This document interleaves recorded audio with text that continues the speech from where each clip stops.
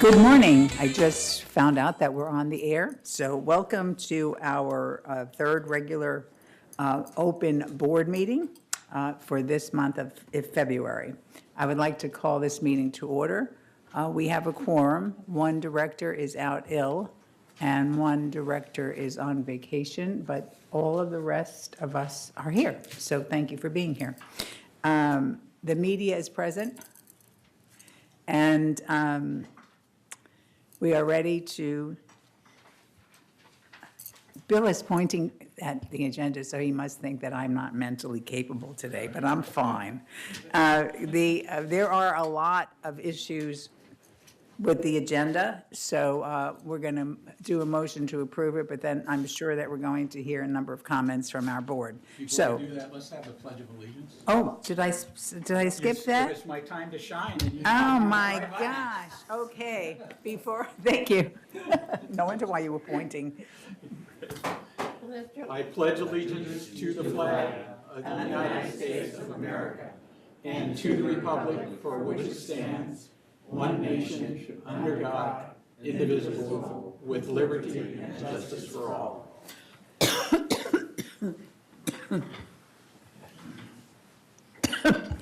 Thank you, Bill. Okay. Oh, so now I would like a motion to approve the agenda. I so move. Second. I acknowledge the media. Don't try to make me go backwards. Okay, so we have a motion by Steve and a second by Susie. Okay, so I have a couple of items that you would I'd like like to to amend the I would agenda? I would like to amend the agenda. Okay. I would like to, on new business, number 13A, I would like to remove that from the agenda. Introduce a resolution to clarify addicts and similar areas. I've talked with Kurt Wyman of staff, and we're gonna redo that as just a straight resolution. Okay. Other than that, actually, that's the major one that I had. So I'll turn the floor over to anybody else that has any changes they want to make to the agenda. Okay, so we have a motion to modify the agenda, and do we have anything else?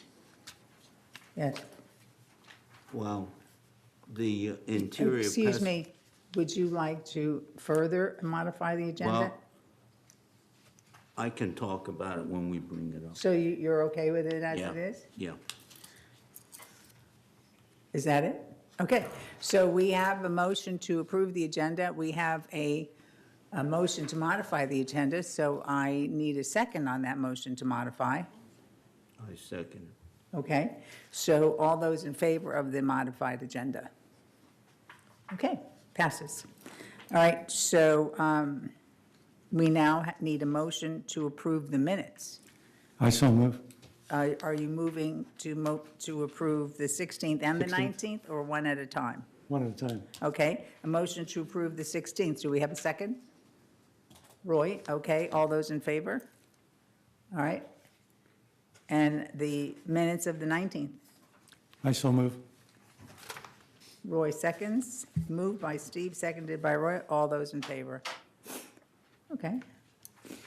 All right, so now report of the chair. We have so many reports by the various, I always want directors, that I don't want to use up a lot of time with comments, other than the fact that all of you know who have been reading the papers or watching the news that the pickleball controversy is over, and it has been settled, and I don't know, Lori, if you'll touch on it, but they have, we are not moving to the area by Clubhouse 7. We are not spending inordinate amounts of money.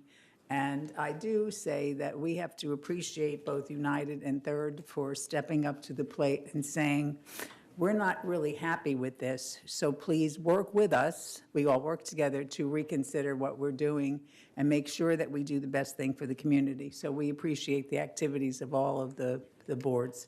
We all had our different reasons, but we tried to do the best thing, and we worked very closely with Brad on that also. The other thing is I don't know if Lori's going to report on it. I know Brad has worked on it, but you might see an increase of people who are in the area who are homeless.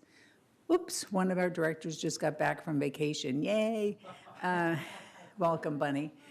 So if you see anything that you think doesn't look right, I'm not saying that, please contact security, because we have to work together to keep our community safe. And I know that security is working with the city is working with other cities of Laguna Hills and Lake Forest. So please watch out for our community. All of us have to take care of it together. That is all that I have. So right now, we're going to have an open forum. That means any resident who has something that they would like to bring to our attention,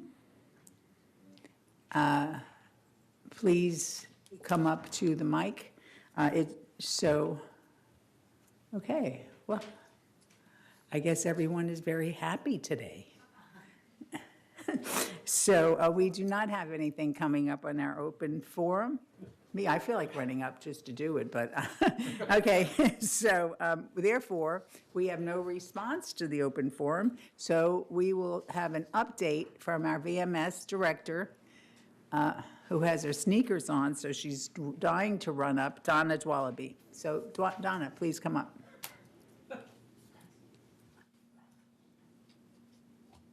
Good morning, everyone. I'm like a lot of people, I have a really bad cold, so if I start coughing, I'm just going to go sit down.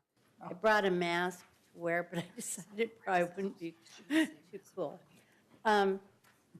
People still ask me, what is VMS? And, we're 2 years old now, and people still don't understand what we are, what we do. What is VMS?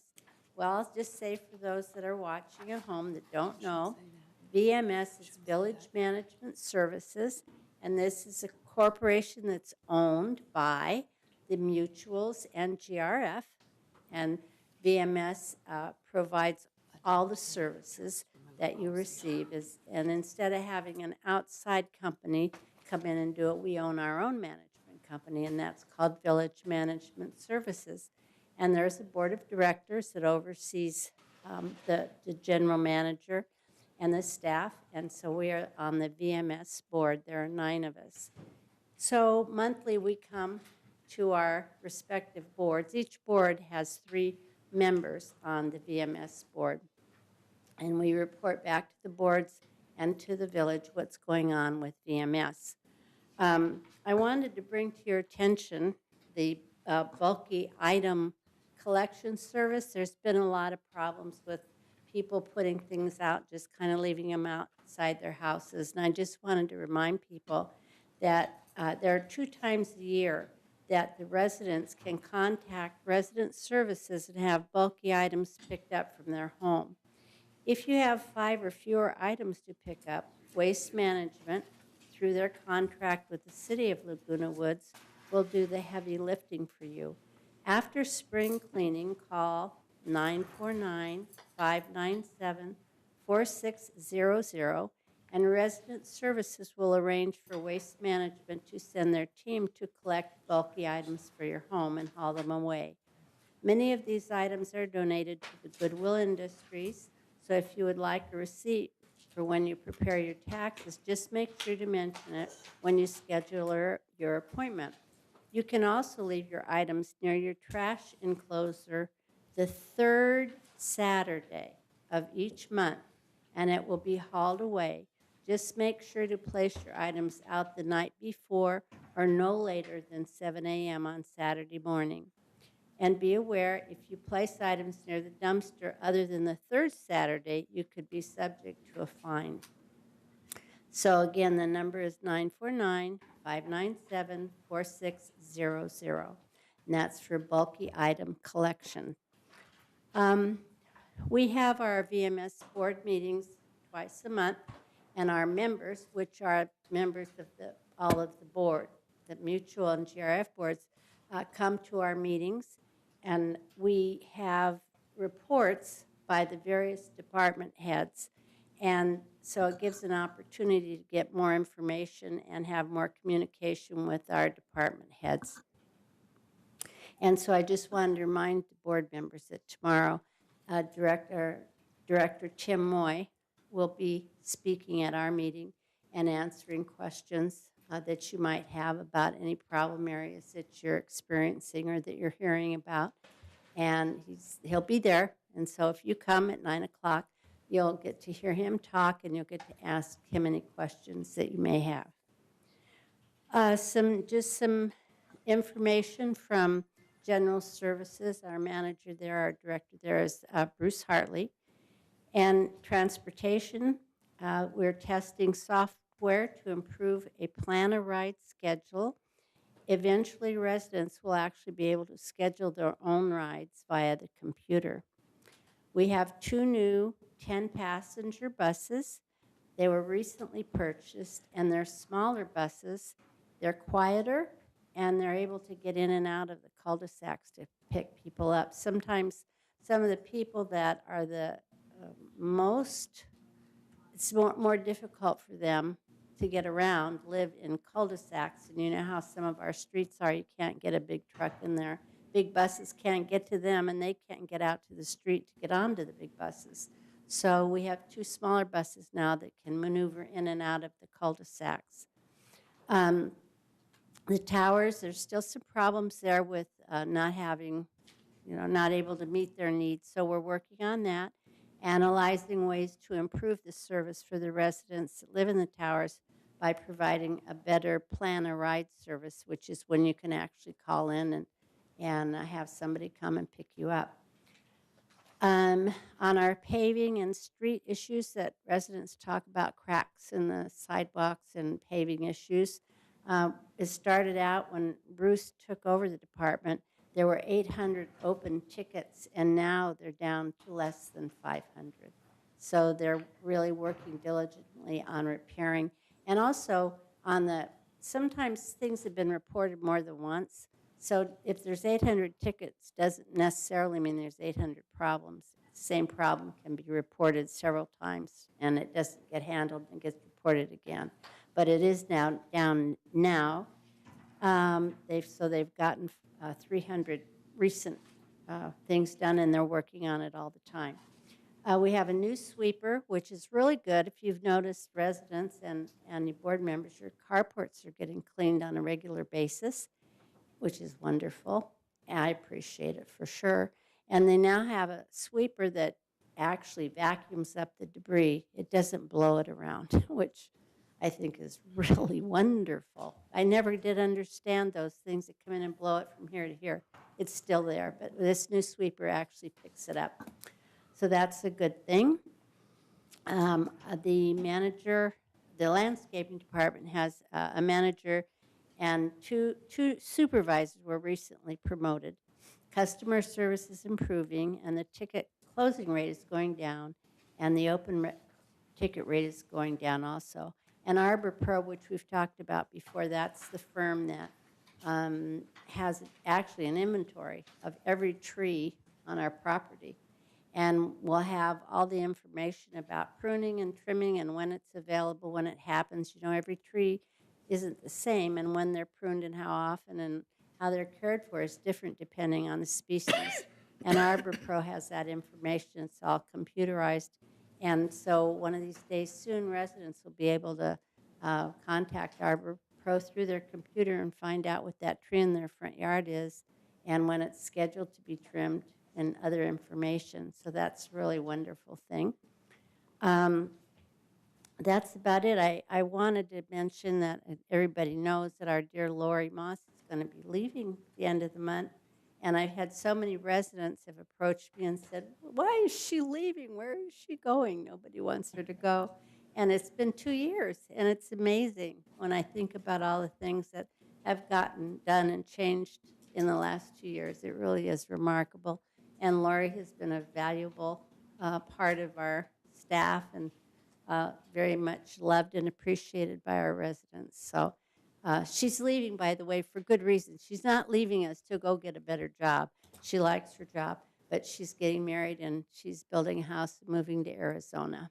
starting a different chapter of her life. So I just wanted to let people in the community know. And Donna, that's- before you yeah. sit down, I have two questions. Number one, we met with resident services the other day regarding concerns that we have about resident services because we were getting some more contacts by the resident, and you were actually there. Yeah, I was at the meeting. So if we notice, if something becomes problematic for us, or we notice something in the community that doesn't feel right or sit right, we will ask Brad and ask our VMS representative to set up a meeting, if we can, with the department head. So when we met with Chris, I know, and we had so much going on that day, but we were asking the residents to contact resident services, and if you don't hear back, we ask you to contact a second time. If you don't hear back at the second time, what are they supposed to do? Contact Brad? I don't remember. Absolutely. Okay. Yes, All right, correct. because You we know. would go, I was going to say, are they supposed to contact the board? But I don't, but, or they can contact Catherine. So what we're saying is that as with any system, anything, although we're really trying to improve, something might just go wrong. And if you contact us once and you wait, depending on what it is, if Right. it's an emergency, you better contact us right away or contact Right. Brad right away. But if it isn't, you should contact resident services again in a day or two or three. And then if you don't hear back, then you should contact the office of the general manager. Is Right. that what we agree to? Yes, and don't Okay. hesitate to do that. I Okay, just want well, to put because an we want that. exclamation right. point there. Yeah, okay, and then the other thing is, and this is always one of my favorites, you talked about they're not blowing things around in the garage anymore, which is wonderful. But why, when they trim the edges, you see the people blowing the stuff onto the lawn? Fertilizer. Yeah, but it's then the wind blows it back. I So, know, I know. so I guess we should ask Bruce. There Yeah. must be a good reason for that. Yeah. But I go, because so it's great that they're not blowing the leaves, because that isn't fertilizer, that's just debris. But that's a great thought. And also on the part of the third board, we want to thank Lori for her service to the community. A lot of service. And we wish you the best in your new opportunity for life, for a good life, a life that you want. So we wish you a lot of good luck. So did anybody else have anything for Yes. Lori?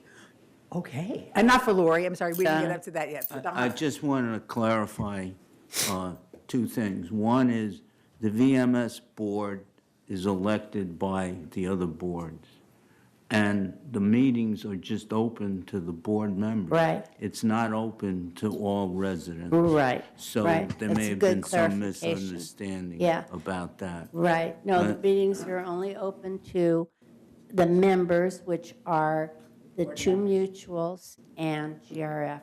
And they, can, because they have appointed us as their representatives to VMS. And so what they learn from us, then they distribute to the residents. And the other point is Catherine Lasters is the executive secretary, and her phone number is 597-4265.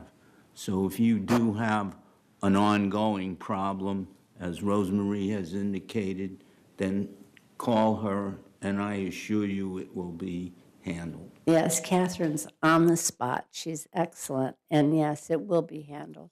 I had an occasion to call her recently. We went to Riverside. This is a little anecdote. Went to Riverside for a bridge tournament. Left early in the morning. Stopped by the gym and worked out before we went. And then we zipped up to Riverside, and I just about got there to the convention center through all the traffic. Realized I didn't have my purse with me. It was in the gym. So I called Catherine. Who else do you call? I called Catherine, and she immediately went down to the gym and checked, and yes, my purse was still there, and she made sure it was put away until I could get back to pick it up. Yeah, she's wonderful. I think that's it. Anybody else have any questions for Donna? No? Okay. Thank you very much. All right. Thank you. So, And get well. yes. Thank you. I'm working on it. Chicken soup. Okay, so the next. Oh, I'm sorry. Thank you, Bill. The next thing is our report from Lori Morse, who is acting for the CEO. Good morning, everybody. Thank you for your kind words, Donna and Rosemarie. I appreciate that. Cheryl is off celebrating the birth of her third grandchild in Arizona, a brand-new baby girl.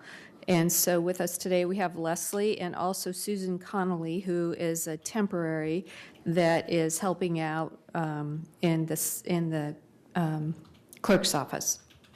And also, if you'd like to contact the general manager, Catherine and/or Brad, you can always call the number that Bert referred to, but you can also email generalmanager@vmsinc.org. So I have a couple updates in the third area. First, the trash chute cleaning has been completed in all three-story buildings, GV and LH21. Contract award for trash chute repairs, which you all approved here recently, will be brought to the March M&C Committee for review and approval. Elevator replacement repairs will be starting today at Building 2381. The other buildings scheduled for this year's program are 2355, 2390, 2397, 2402, 2399, 2369, and 4001 and 4005. 10 lobby renovations are scheduled for this year. Building 2370 is complete and Building 3499 is underway.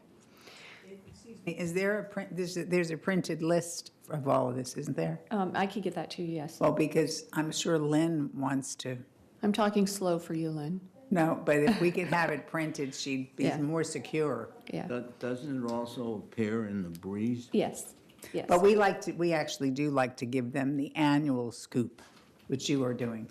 Okay. And then 10 mailroom renovations are scheduled for this year. Building 2355 and 2384 are completed, and Building 3499 is underway. And then with regard to pickle, as the president mentioned, we are going to build 7 pickle/paddle courts inside Gate 2, near the the tennis area, or the golf area. Lights are being considered and will be bid as an alternative, so we can decide whether to put lights in now or at a later date, at least put conduit in. And then with regard to landscaping, staff has prepared cost estimates for the third landscape committee at their next meeting to review, to establish the priorities for 28 landscape modernization and beautification program, which is budgeted at $250,000. And so the cost estimates will be at your next meeting at the beginning of March. Landscape maintenance is improving. Staff following up on replanting requests and making progress on the backlog. Scheduled pruning is picking up speed and close to being back on track.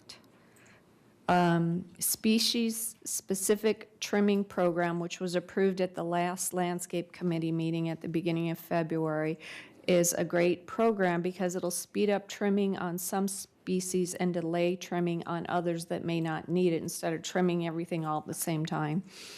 And it will prioritize street light cleaning annually.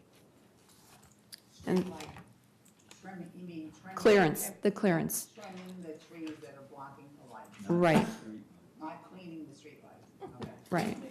And also everything, yeah, clearance annually. Clearance around streetlights. Also, Ernesto just texted and said that everything that I mentioned from his is on the project log. You get a copy of that, don't you, Lynn? Okay. And I would like to introduce Miss Carrie Weldon, who is our new Human Resource Director, and we're really excited to have her on board.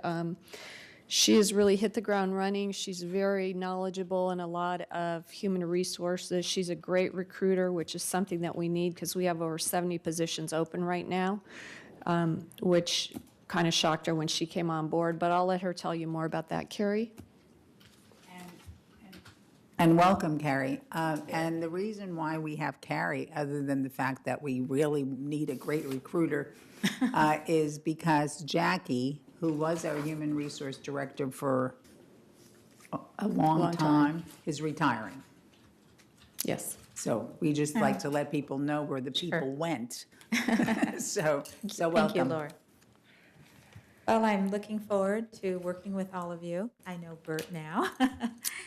And I just want to tell you a little bit about myself. I grew up in California. I'm from La Crescenta, and I have a lot of experience in human resources. I work for Disney, Bank of America, Toyota, and I also work for Santa Catalina Island Company, which most closely aligns with Laguna Woods Village, with all the activities we had and the housing and the, we had hotels, restaurants, retail shops.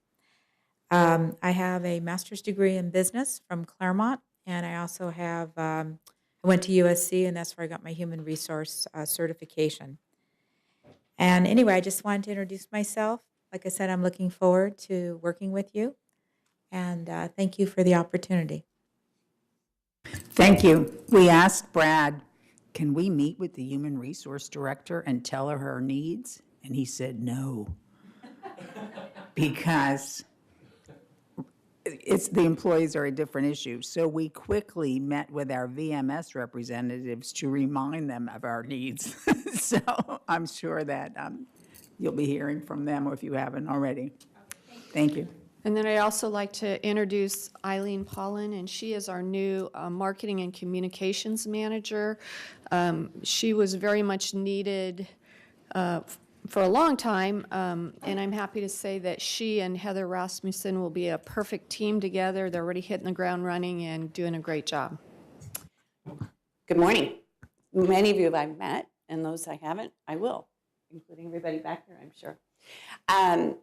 Like Carrie, I also have a University of Southern California degree from the Annenberg School of Communications. It's been a few years, but I've been in the publishing and communications field for over 30 years.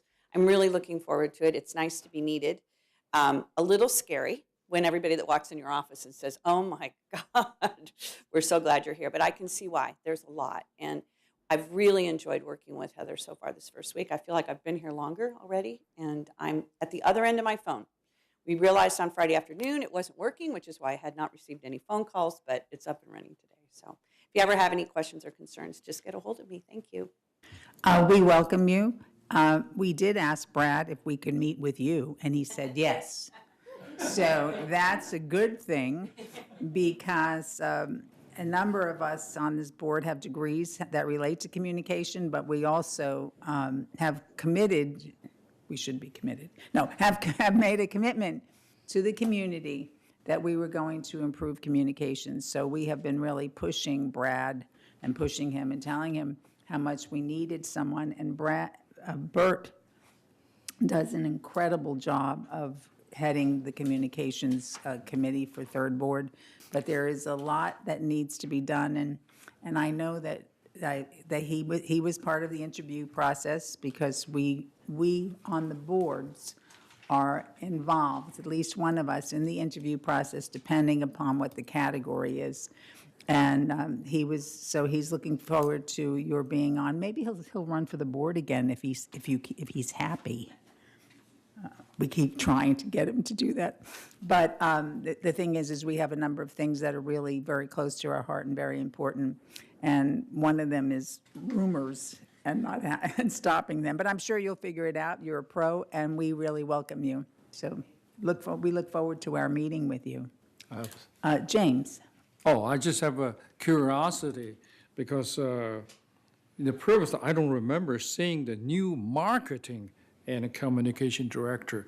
So what will you be doing, planning on the marketing side, as far as our community is concerned? do you want to come back up to the mic, or do you want to yell from the audience? Just curiosity. Well, before she gets there, marketing has a definition. Marketing is an overall, like I have my degrees in marketing. So under marketing is the umbrella. And under that, you had advertising, public relations, communications, So and all it's that. just a part of the So title? she isn't, yeah, marketing, because that's the whole big thing. But you go ahead, give your answer. I'm sure it'll be better. Well, it's broad, because first of all, the marketing of it is making sure that the image of the community is out there and that it's a good one and that the truth is getting out. Communications in this situation is a big beehive because you have a huge community that's really, you think of yourselves as not being diverse, but very diverse. One person's idea of a good communication could be a different one. So a lot of it is figuring that out. I said something after somebody made a comment about a disagreement just last week, and I said, haters are going to hate. Taylor Swift wrote a song about it. You're not ever going to make everybody happy. You're always going to have somebody that's grinding. So really what my job is to work with you and figure out what's valid, what should we be addressing, what should we let just kind of roll off our back a little bit, and how do we communicate with the group? Because the one thing that I've noticed just in the week I've been here is, yes, the majority of the community is online, but you still have a significant amount of people who aren't. So how do we reach them? And I'd love to, we're not going to have time to do a survey to figure out how many of them are the ones that are, making comments on some of these social media websites uninformed. We don't know. So it's going to be a huge project. And I hate to use cliches, but let's remember Rome was not built in a day.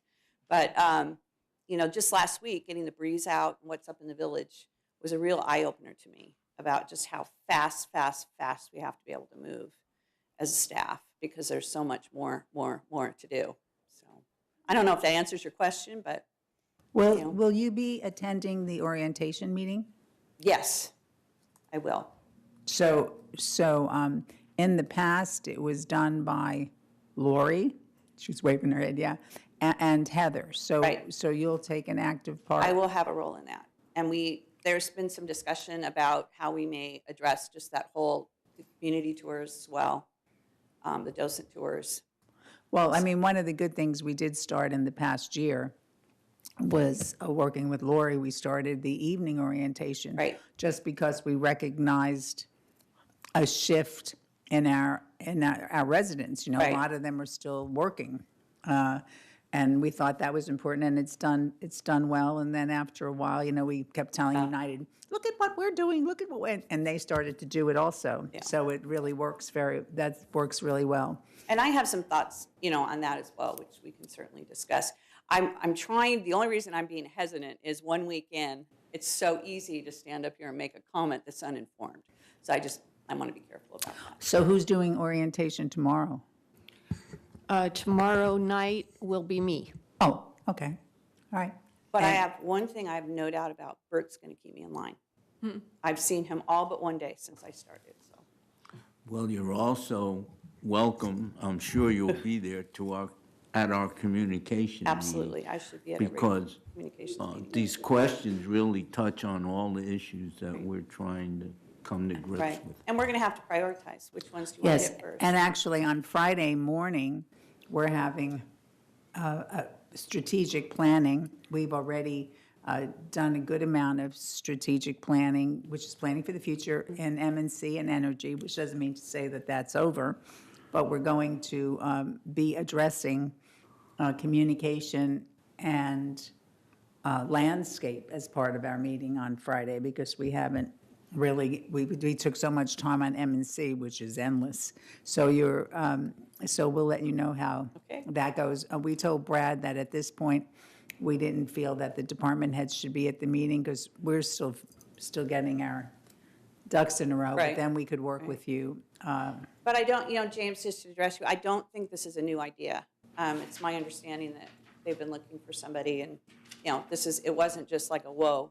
I think it was something that had been in discussion for a long time. It was an idea that I know that because we've had the new management company for 2 years, and probably within, after the first, we were beginning to breathe after the first 6 months, we realized how important this was. And we were trying to have Lori do it along with Heather with all the It's other. huge. The It other really is. things. And it is our biggest commitment to make sure that while we're doing things, that people know about it, that the facts are out there in a positive way. So I think it'll be great, and we really welcome you. Good, and I would say to anyone watching, feel free to contact me too. If you have any concerns or ideas, I'm very easy to reach here. So how would they contact you? They would 'Cause that's a contact secret. me at, my extension is 2291. Probably the, So the number is 949 268. 268. there we go. I have the card here. Yeah. 2291. And, or otherwise they could. My email's very easy. It's my first name, which is spelled the Gaelic way, EILEEN .Paulin, PAULIN, at Village Management Services, Inc. All right. Okay, Welcome. thanks. Oh, look who's coming in, Catherine. Did you have something for me? Yeah. Oh, okay. Okay, Lori, are you done? Okay, so now we're going to go over to the consent calendar. And at this point, these are all items that have been reviewed by committee, and they're on the consent calendar because they're recommended by committee, either exactly what it says, to approve or disapprove. So are we going to vote in a block for all three? Yes? So do we have a motion to approve? I so move. Second, Roy, okay. Any discussion? Okay, all those in favor? Okay. And the next thing is unfinished business. And who is doing that? Bert. I'll certainly do it, but these are, I should explain these new alteration standards, and I'm sure that Bill can amplify this. This is something that's being done now by the alteration staff. They're going through all our standards and modernizing them, making them more readable, easier for residents to understand. So there have been a series of these. We've already passed some, and we have a series for this meeting. And some of them are quite extensive, and you can see them if you have your agenda packet. You can see them in the agenda in full. So rather than read every word, I'm just going to give you the highlights. And the first one is the new alteration standard, section 47, bathroom splits, and I will read some of the resolution. And the first part is the same for all these resolutions. Whereas the Architectural Controls and Standards Committee recognizes the need to amend alteration standards and create new alteration standards as necessary. Whereas the Architectural Control and Standards Committee has reviewed numerous variance requests to remodel bathrooms, specifically to create a second bathroom in the footprint of the original bathroom. This type of alteration is commonly referred to as a bathroom split. Whereas the Architectural Controls and Standard Committee recognizes the need to create a new standard for these alterations, eliminating the need for members to apply for a variance request for a common alteration. Now, therefore, be it resolved, February 20th, 2018, that the board of this corporation hereby adopts the following standard section, and it should read 47, of the alteration standards for bathroom splits. And then the proposal goes on, and there are several sections of it. 2 is applications. I'll read a couple of those. Bathroom splits are prohibited in manners with 2 bathrooms. And then it goes on to say how you can do it, and I will mention 2.4. Prior to connecting into any plumbing work, the waistline is to be inspected by the mutual at members' expense. And then, of course, you need to have detailed architectural or engineering plans to submit.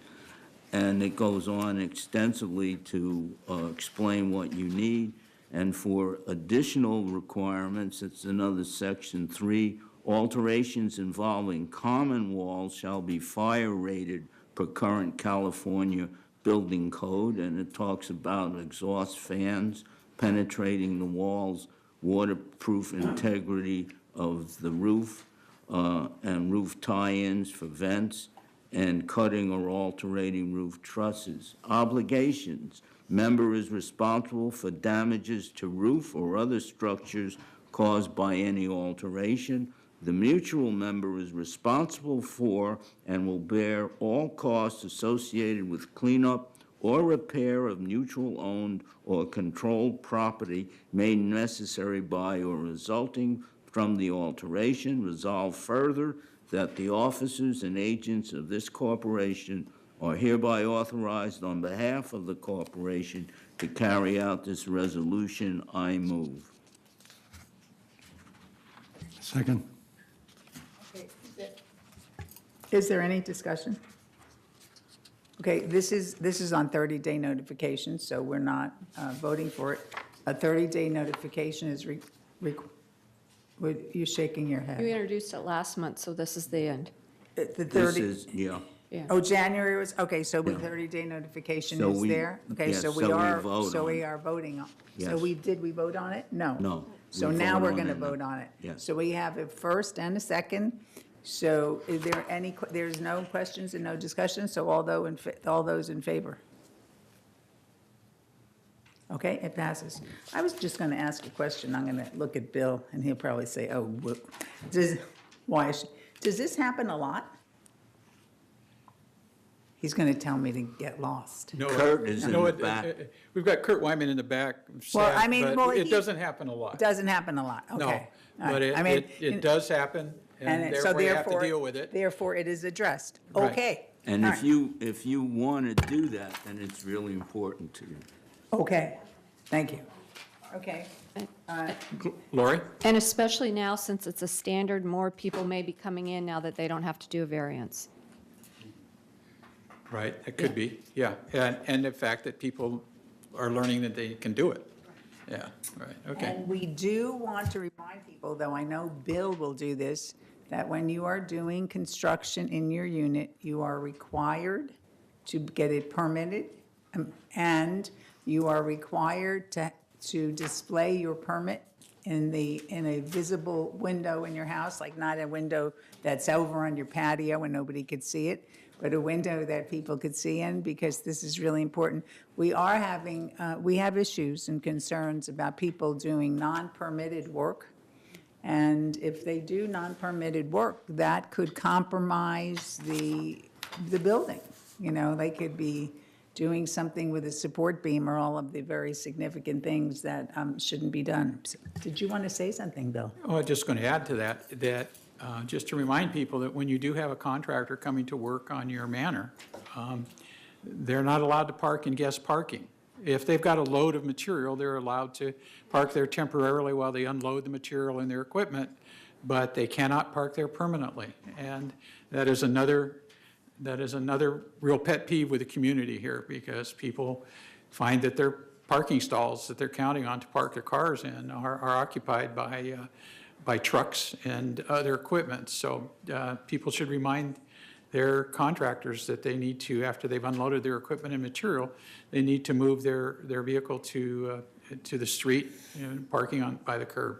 So Bill, if somebody knows or notices that a person is working in the the wrong time frame, like they're starting at 7 in the morning, or they're working on Sunday, or all of the other rules, or if they're parking in a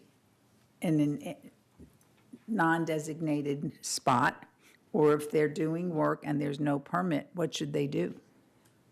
That was a setup question. Was that a test? Is it a true It false is. question? I I'm wanted good to at true see false. if you have Is one this A, answer B? or different Is it A, answers. B, C, or D? What I would do is call security. That's right. Okay, Lori, now you tell me that I'm wrong. And John has his hand up. Okay. We have a construction work pass policy which addresses permanent passes passes for people that have permits, and that addresses that parking. And is somebody going to review that today? No, it exists. It was dated November 7th, and But you know, I don't know if, It's actually GRF policy and it's in place. right, but you know, sometimes the people don't watch the GRF meetings. Has it been, I'm asking, has it been put in the newspaper? Have we done due diligence to it so that people know about it? Or would you like to touch on it? Somebody's So shaking their head. we will get that again in the blast and also in the breeze for March, especially now since people are starting to get maybe tax money back and they want to do improvements to their homes. So we'll get that in as a reminder. But I think it's great to call security, but if it's during the day, it's also good to call compliance. And you may not want a tattletale on your neighbor, at least be the one, you may want to remain anonymous. So it's best to call compliance at 268-CALL, C-A-L-L, or 268-2255. And in furtherance of that issue, if you call someone in to fix your air conditioning, you don't get a construction work pass, because that's just an hour's kind of a thing, and that creates the parking issue that Bill just referenced and will be discussed in the Communications Committee. Correct, but the air conditioner person shouldn't be parking in visitor parking either. Right. Correct. But his efforts are not addressed in this work pass policy because he didn't get one. Right, but but it's up to the residents to advise the people not to park there. And that's why it's going to be discussed. Okay, excellent. All right. Any more tests? No, you Not passed. yet. Okay, thank you. Okay. So now we're up to 12B, and, go ahead, Bill. You know, when we talked about approving the agenda, I think that we've got some questions from our lawyer about this contract that we need to discuss. In closed? In closed. So you have to move that. I would make a motion to move this to closed as well.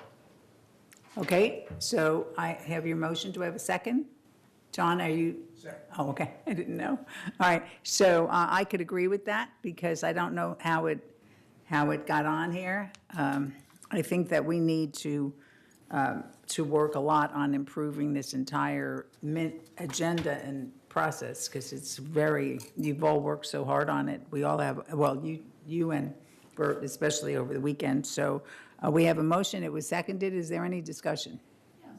Yes. I don't agree with the lawyer reviewing this because what she asked was to review the contract. This is not the contract. Okay, the thing is the motion is to move the discussion to closed. It has nothing to do with the lawyer. It has to do to move it to, That's why Well- moving it to closed session is so the lawyer can review our contract. That was the request, to review the contract. We don't have the contract here for her to review. That's, Right, but we Okay. can get the contract by the time closed meetings. okay, but we have, I know how our lawyer thinks, and our lawyer likes to review these contracts. This is not a non-standard agreement. okay, but the And our basic, purchasing policy says that our lawyers review non-standard agreements. This is a standard with our standard consulting agreement. okay, but the basic thing is we so you're saying you don't want it moved to closed because you don't want the lawyer to review it? I don't think it's necessary for her to review it. Okay, but would you, No. You wouldn't move because it, I but the thing is disagree how could Because I we- don't think it's necessary that we go outside of our purchasing policy Okay, and have but- her review it. but the thing is if we have to move it anyway because there's nothing here for us to review. So how could it be here? The recommendation is that we award, and I've read through this, it's got everything that was presented to M&C. M&C reviewed it thoroughly, and we agreed to bring it to third. We're not approving the contract, we're approving the award of the contract so that purchasing can start Okay, writing. so we have a motion on the floor, it was seconded, and you would vote against the motion? Absolutely. Okay, all right. Did you want to amend the motion? Or do we have to vote on No, the first one? we could leave it the way it is, because we could vote. And then, we're not killing the contract, no matter what. Right. We're not saying we're not gonna do the contract, we're not saying that the lawyer has to look at the contract, we're basically saying we want to move this to closed, because it's felt that it needs to be on closed agenda. That's why he made the motion, that's why it was seconded. So does anybody? It has nothing to do with money. Okay, the I thing mean- is you raised your objection. Right. So the people who are going to vote heard your objection. They heard Bill's motion. So does anyone else on the board have anything to say to this? No, okay, yes. I think Sandra's just made a comment. She was concerned about the insurance and one other aspect of it. Okay. Okay, we're not, wait, Covered. okay, Okay. we're not, okay. Remember, This is for a lot of money, and we want to make sure that we feel really comfortable. okay, so And you're that's why, saying- okay, so that's I'm gonna why say Bill this. wants to move it. It's not about insurance. We can let her know what our insurance The policy thing is the discussion is whether we're gonna move it to closed, where it could be discussed more, or keep it here where some of the directors aren't comfortable. So you could say whatever. So the thing is there any other discussion by the board? All right. Yes, Lori? So I think what Director Carpenter's saying is that this. We don't need it interpreted. She's saying that it's following the format and it's okay. Right. So we understand that. And The the basic thing is the motion is to move it to close because because the director who made the motion and also the one who seconded it felt that it needed further discussion as closed. And closed can and should have on the agenda contracts. It's okay. So Bill is. You can take a vote? All right, so all those in favor of moving this award to closed, please raise your hand.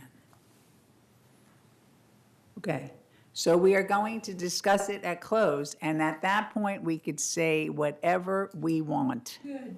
And I'm sure we will. Did you want to see how many people said no? How many, all those not in favor? Okay. The people with the legal background. Well, some of us have legal background, but that's okay. All right, so, all right. So we are going to move it to closed, and we are going to discuss it further. All right. So we have 2 no, and the rest yes. All right, good. Okay, new business, 13A. 13B. B. A. And A has been moved. I knew there was an X for it for a reason. 13B. Okay. Compared to the others, this is relatively straightforward, okay?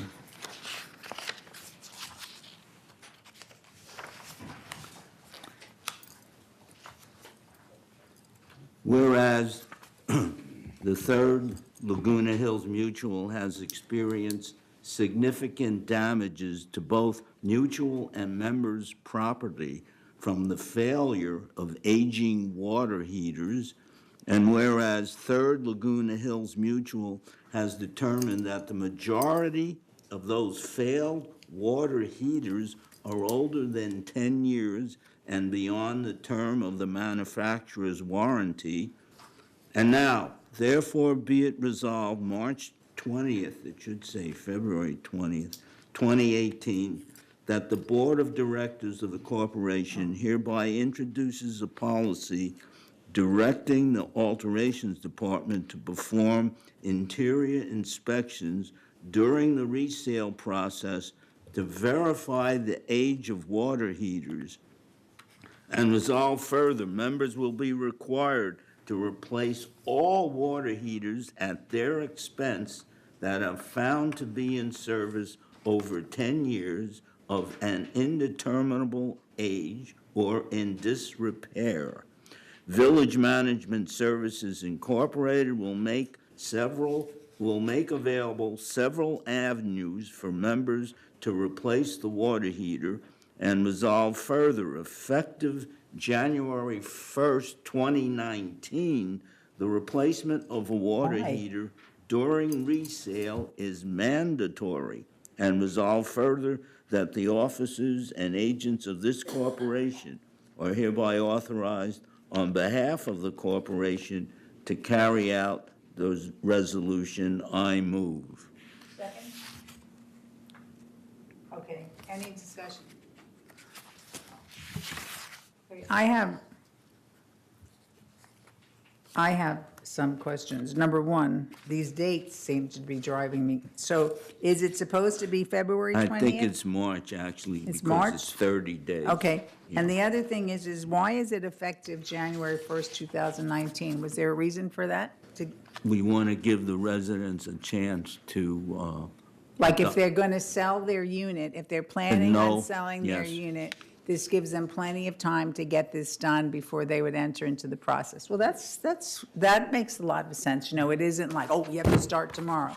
So that's a really important thing. So if you're planning on selling your unit and you have an old water heater and it hasn't caused a leak yet, you should make sure that you get it changed because this will be part of the process. Will this be anywhere indicated on the resale form or something?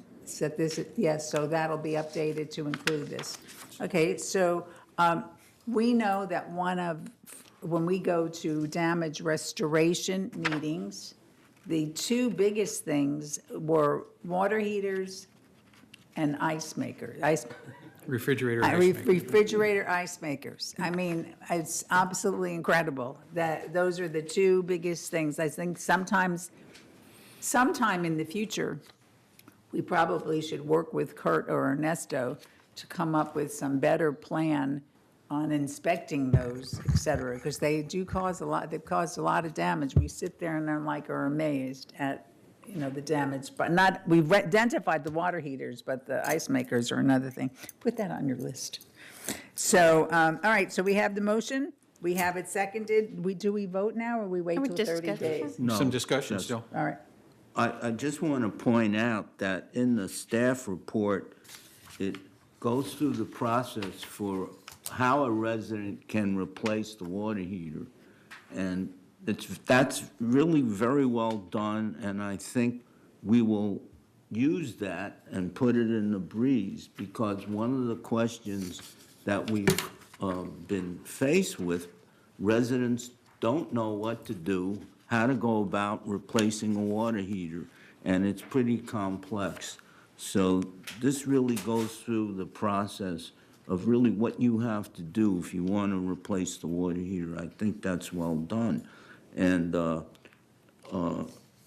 it also mentions that in 2016, the data on water heaters indicated that 78% of the water heaters would need to need to have been replaced in the 41 monthly resales.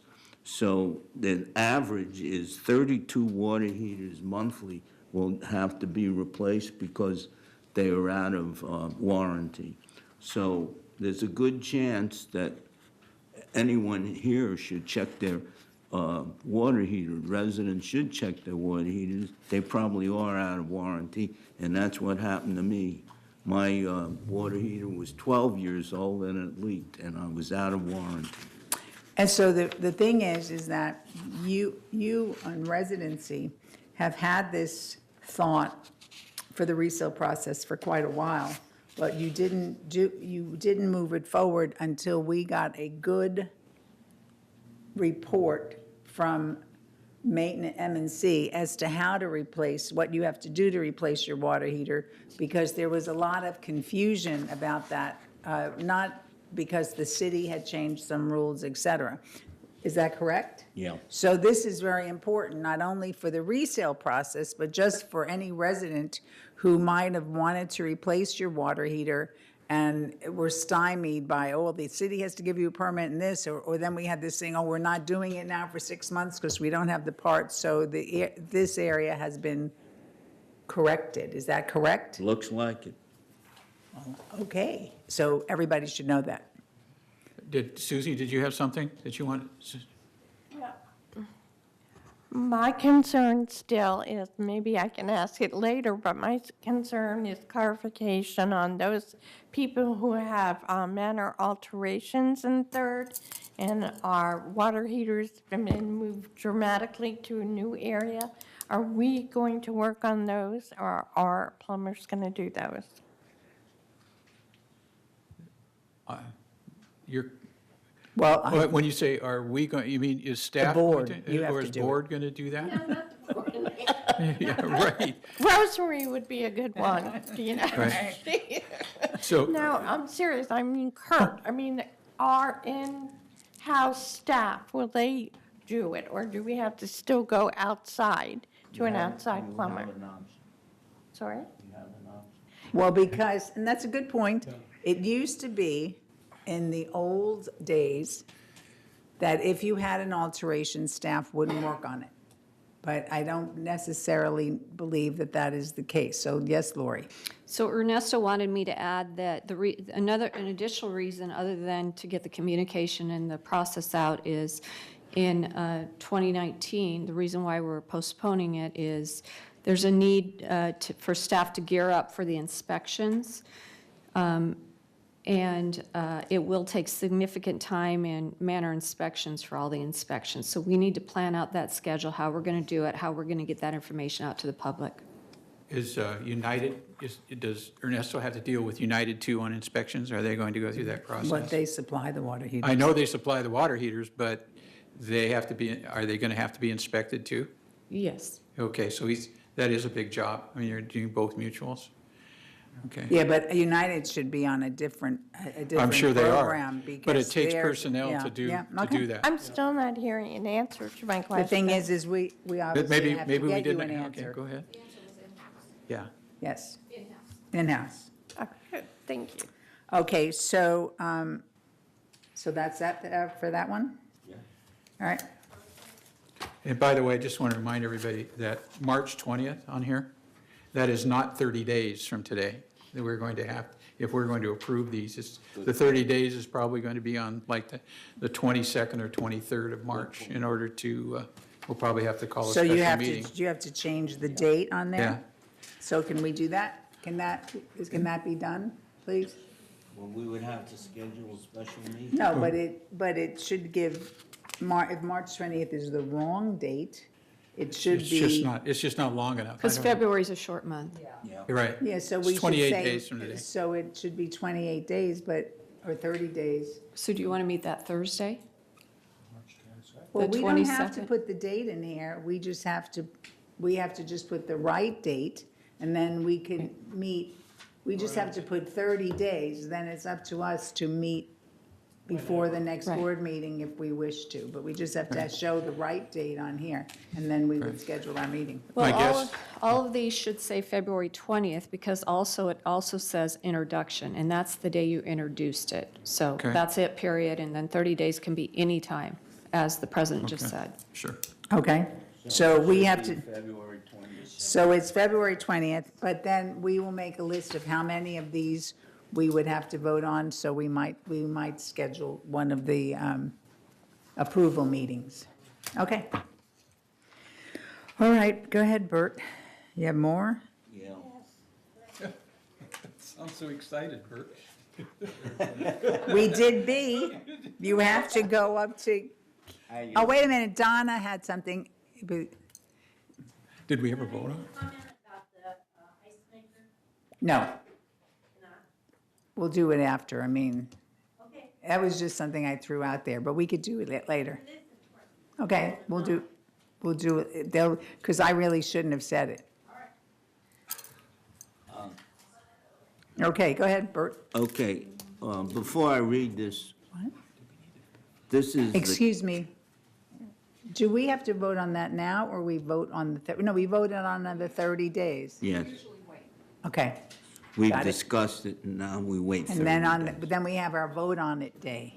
Okay. Okay. So the next resolution is the care and maintenance of patios, balconies, breezeways, and walkways in garden villa-style three-story buildings. We already have a policy on that.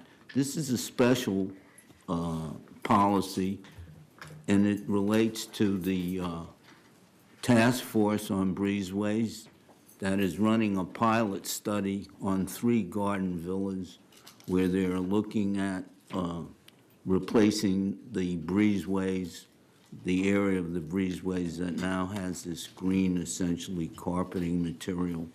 So this outlines what the people who live in those 3 garden villas need to do in order to help or with this pilot study.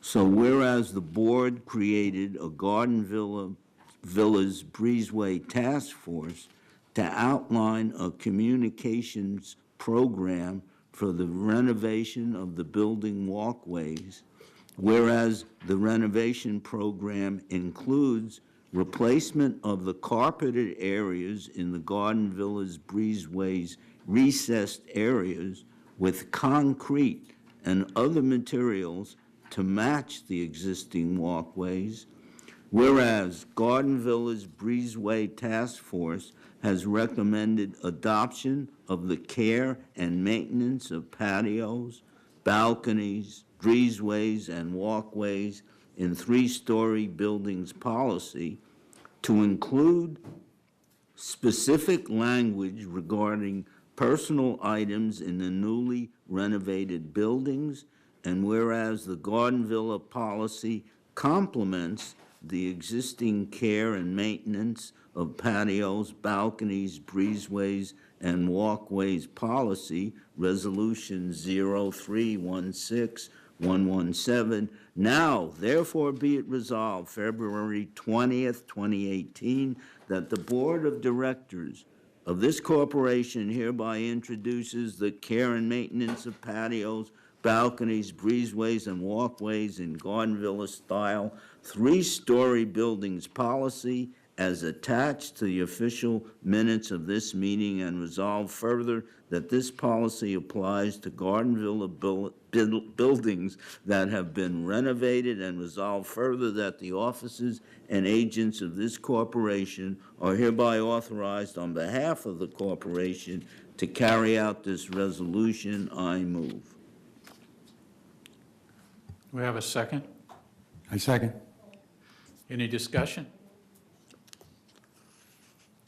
Well, since we don't have to vote on this, we'll move to the next one.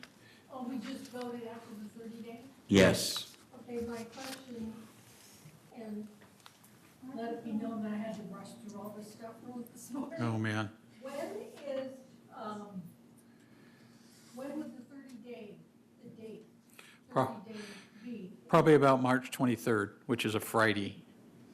Okay, because I read somewhere April, and I wanted to make sure that if we didn't meet before the 30 days, that we had a special meeting so that we could get this approved and we can get it sent out to the residents. Correct. That's what, we've done that in the past, Bunny. So we probably will wind up doing that because there's so many resolutions here that it's just, okay. Thank you. Anybody else? If not, let's move to item 13A, introduce a resolution to require interior pest control policy. Bert? D. Did I say B? You said A. Did I say A? A. D.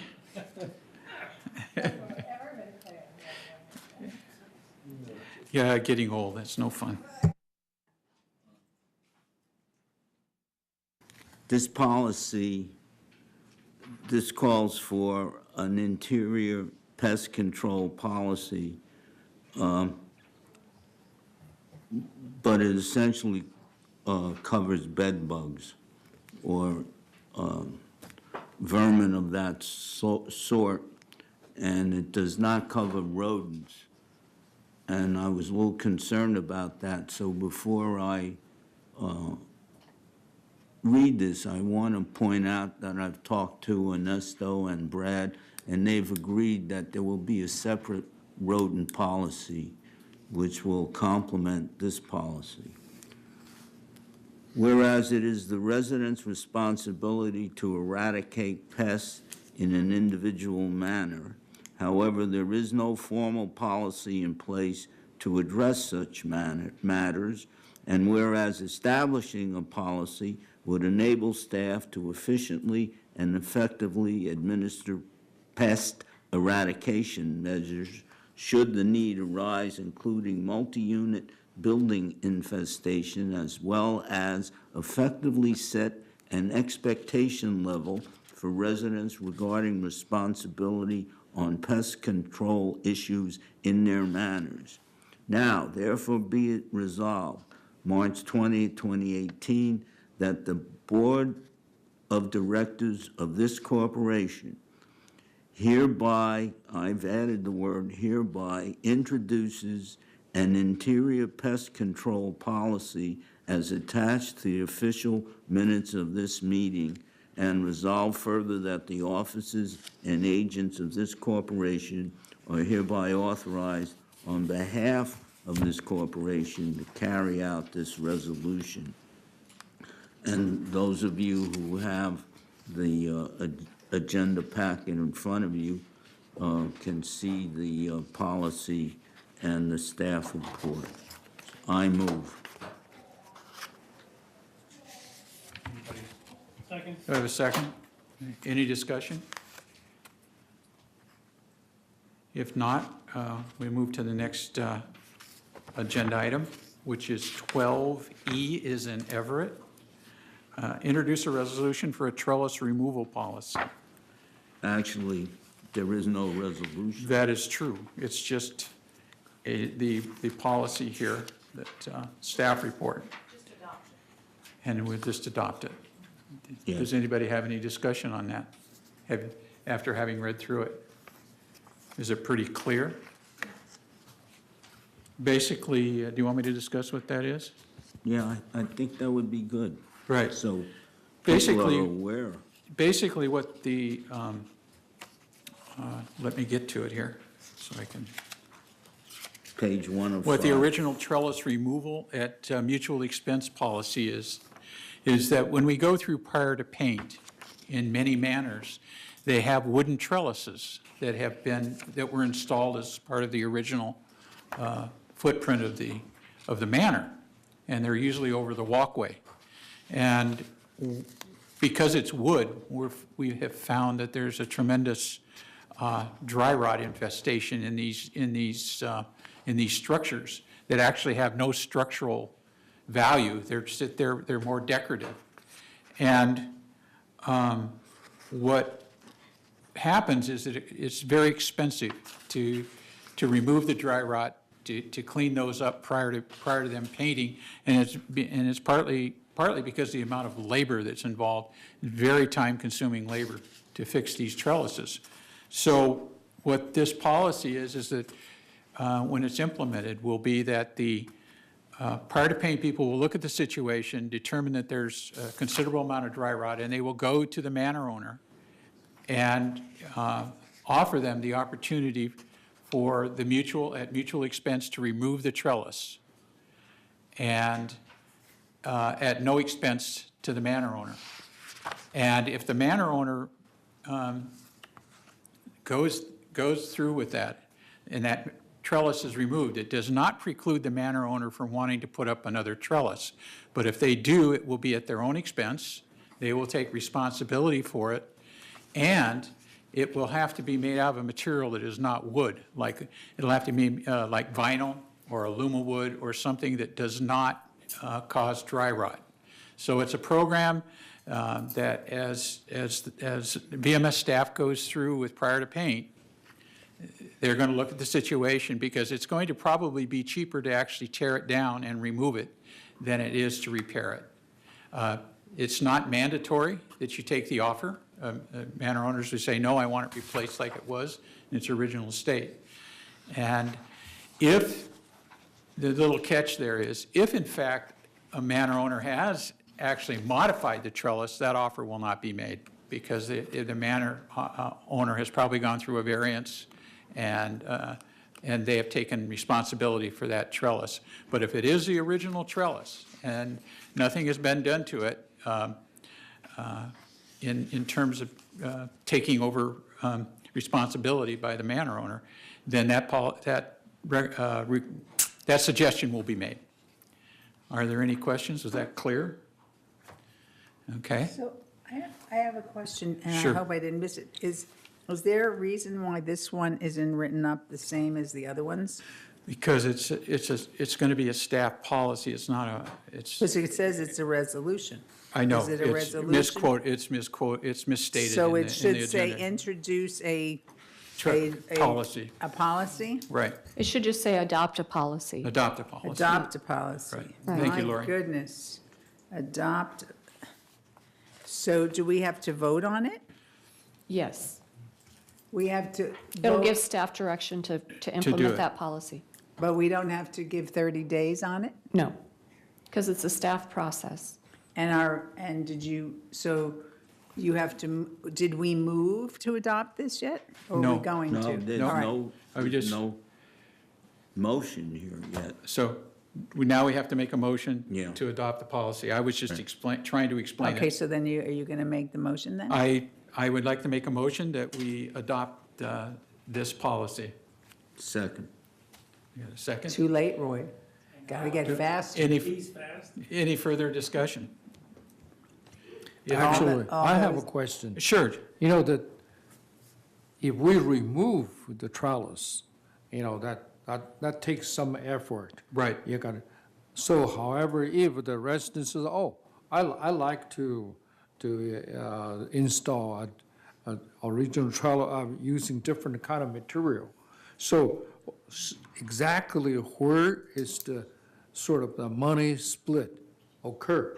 If the resident says, I want to install a new trellis with non-wood, and then everything will be on the residents, or we're going to split somehow, because then I guess if they decide to install new one, then it's mutual says, okay, I will do nothing as far as remove the old one. So where that comes from, how the split comes from, Okay, how we decide that? yeah, I hear your question.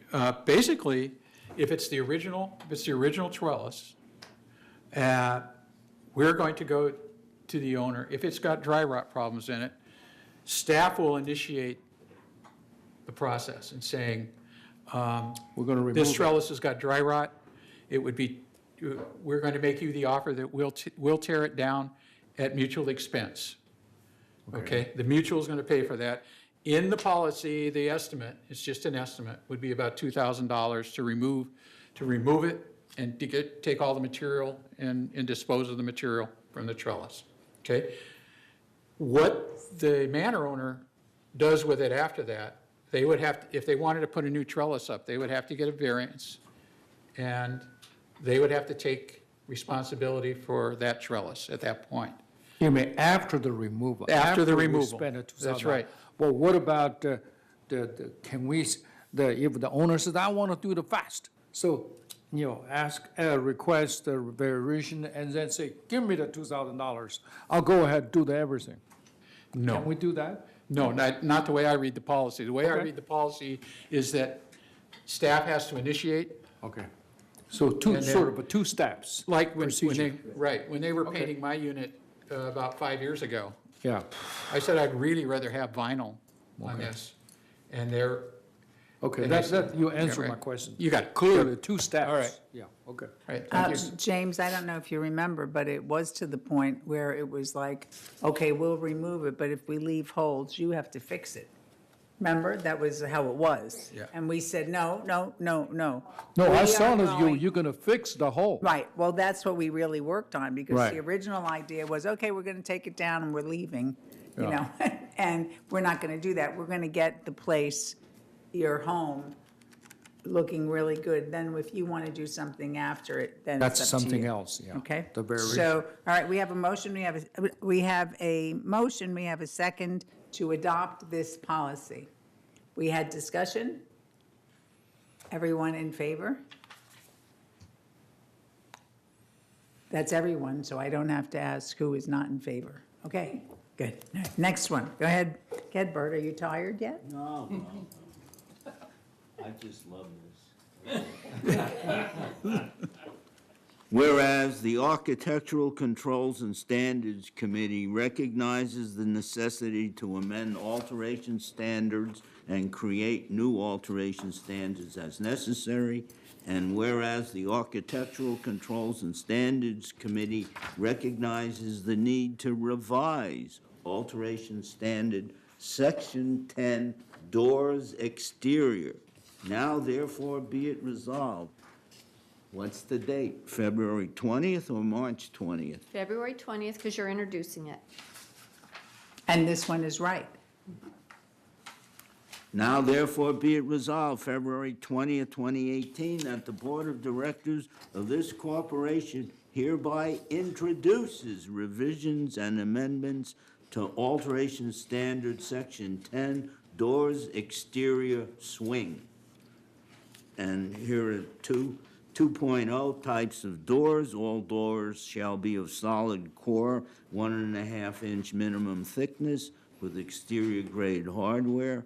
2.2, Dutch doors, split doors, and French doors may be allowed provided any and all required permits are obtained through the City of Laguna Woods and the Alterations Division Office. All costs of maintenance shall be borne by the mutual member. 2.3, glass in entry doors may be allowed, provided it follows the standards set for such installation as required by the current California Building Code. 2.4, door trim shall not exceed 3 inches in width unless prior approval is obtained from the Alteration Division. 3.0, applications. 3.1, doors shall be of wood, fiberglass, or vinyl-clad material. 3.3, door frames may not be replaced. Exterior doors shall only be allowed in existing openings.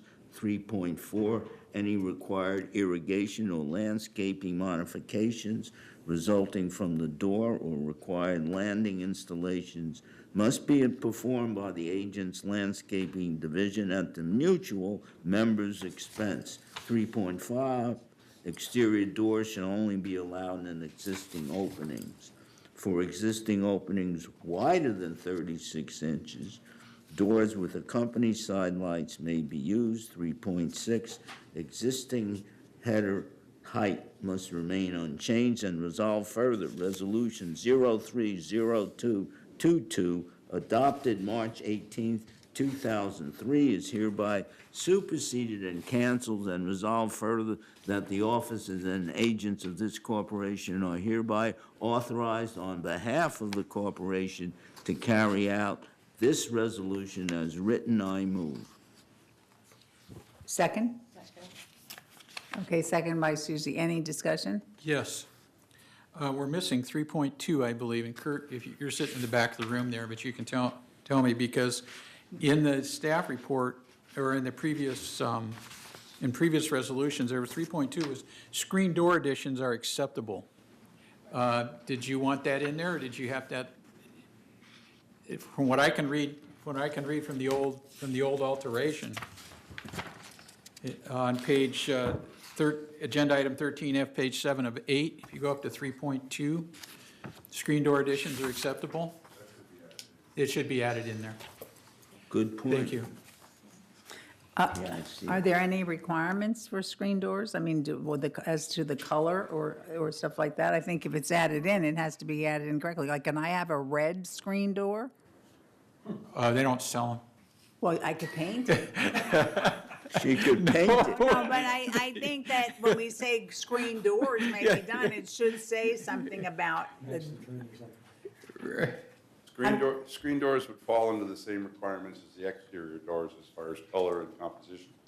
well, you know, I see units that have white doors and black screen doors. Yeah. I do. I mean, believe- not that I'm running around with my pad, I'm gonna call, hello Kurt, I found another one. No, I don't mean that, but the thing is that I think that needs to be, so is that what we're gonna say? Screen doors must match the door that they're on? I hope not. I mean, that black screen door over my wood door, it wouldn't look, I mean. No, but should it, so what are gonna be your requirements for a screen door? White or match the trim of the building, anything other than that would be a variance. Variance. Okay, so if we add that to this, Lori, do we have to change then the date? No, you're introducing. We're introducing. So exactly what is it going to say? White or match the trim of the building, same as it says for the exterior doors. Well, in that case, that. So it's going to say exactly. Are you going to do it? No, it'd be a variance. No, I have a question All right. about that. What, it was black already? It was a black screen door already there. Well, we're not which going, is- this does not is match for the trim. It's for the or- future. Or the For the color of the future. building. This is for the, the so if you're future. going to put on a screen door, I just think it needs to be worded, Yeah. so It's the same as 3.1, except it's for screen doors. screen doors shall be of wood, fiberglass, or vinyl clad? No. It says, Doors shall be the body or trim color of the building or white. so screen doors shall be the body or trim color of the building or white, Correct, not black. not black. That would be a variance. Oh, God, I have a black door. You would have, so you would you- have so- quarters of so the you community call that have black grandfather? screen And, but I have a Screen black doors? door and the building is navy blue, so goodness great, well, that's the color palette. So, okay, so we got that, so that's gonna be in there, that is in there for our voting. Yes, Susie? I have one of those vanishing screen doors. They're like That could be any color, because it vanishes. I don't know what it's called. It just appears, but they don't come in any color other than black. So what do you have to say about that? The vanishing The one screen that you doors. sort of like slide over and they disappear. The vanishing ones are generally a temporary installation, it's not a permanent, No, like a it's screen door. permanent.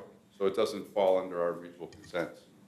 Why, they're permanent, some people just don't, some people want the screen door, but it's not a big door. So all they do is slide the screen out.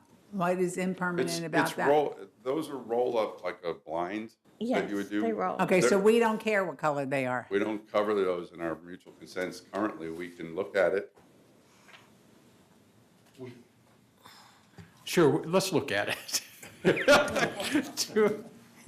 Okay, So, we can well, do that. We But can let's add it not in there. forget to look at it, because that should be in here. I mean, you probably should find out what color they come in, and you Sure. could say rolling, whatever they are, screen doors are.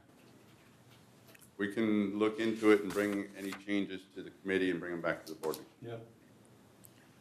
Home Depot, So I would, $400. so then maybe this one shouldn't be put So on we 30 want to, day. we want to bring this back to the, Or take screen doors off this completely and make a screen door standard. No. I think we could take this off, and you can come back with screen doors exactly the way you want screen doors to be, whether it's the invisible ones, whatever. We as have, part of doors and exterior we swing. have 30 days, so he can do that. No, because then you would be changing it. No? No, he could add to it in the 30 days. So I think the minutes today are enough to go ahead and introduce it, because you're introducing it with the Right. knowledge that you're going to make changes and make them available for We're review. going to You're only going to clarify the colors. We're going to meet next Monday, and we can talk Okay, about that. so we're going to Put that on the agenda. modify, just have slight modifications, just as it relates to the screen doors, because that's important. And I know that that doesn't go on here, but if somebody wants to have anything that is not listed like this, they have to do what? Apply for a variance. So, because we get these That's right. variance requests, That's red right. doors, green doors, Correct. Anything outside of what's in the standard is a variance. okay. And how do people get a variance? They apply for one at Windows 7. Right. Well, and I'm not, this isn't a test, but I think it's important. But it's important. So if you want to have some people want to get a colored door, you know. A colored screen door, they make? No, yeah. not a colored screen door, just have a blue door or a door that is not your trim color, a red door. They go to window 10? Seven. Oh, I already forgot, Windows 7. Okay, all right, so we have a motion, we had a second, we had quite a bit of discussion. We wait 30 days. We're going Wait to have a 30. modification, so we're going to wait 30 days, and hopefully we'll get it all cleaned up, and we'll be able to vote on it. All right. Rosemary, I want to point out that on these revised alterations in the agenda packet, you have the original, and you see where the changes have been made. Thanks to Bill pointed that out. So as you look at the revised ones, you can actually see the previous resolution and then the new revised one that we're talking about. And did you explain, thank you very much, Bert, did you explain why you're doing this, other than to give us a lot of work? Yes, we did. Okay. And, yes, Lori? So just for the minutes, let's clarify what we're introducing here, the changes. So we're introducing adding back in a 3.2 screen door alterations are acceptable, subject to the No. type of doors. No, it's Which- just going to say that screen doors are acceptable and that they have to Conform. match what it says here, shall Right, be the okay. body or trim color of the building or be white. And then he could put next to that, The vanishing part. vanishing screen doors may be, and he has to check out what he wants it to be. Okay. Because maybe they only come in black. And we can't tell them that if they don't, or they only come in silver, I don't know, metal color, so you have to check it out and then you'll make your decision. Because we don't want to have the impossible. So the reason why we're doing all of these standard things is because we want to clean things up and make it easier, correct? That and, materials have changed over time. These are, Okay. a lot of these standards were written years ago. There's new materials that are involved in this, new techniques and things like that, so. Okay, that's excellent. All right. How many more do you have to do after this? Like 60 more? No, I don't mean today. I mean in the future. I think, didn't we say there are 47? Approximately 47. There's 40, sorry. 40. Numbered up to 47, but there's some missing. Oh, okay. So around 40, okay. All right. Okay, go ahead. So we voted? Did we vote? No. We don't vote. We vote at the Don't meeting. vote. Okay, got it. All right, next. Okay, this is exterior floor coverings. I'm not going to read all this. It has the same introduction, why these alteration standards are being developed and why they're being updated. And now therefore be it resolved February 20th, 2018, that the Board of Directors of this corporation hereby introduces revisions and amendments to the following section of alteration standard, Section 11, exterior floor coverings, and then it goes through, again, the applications. Attaching substances shall encompass glues or adhesive strips for coverings on concrete patio slabs only. Covering for balconies shall utilize adhesive strips only. Mortars, cements, etc. shall be used for tile only. And then it goes through what the colors are, how it can be attached. and what kind of stains are permitted or coatings.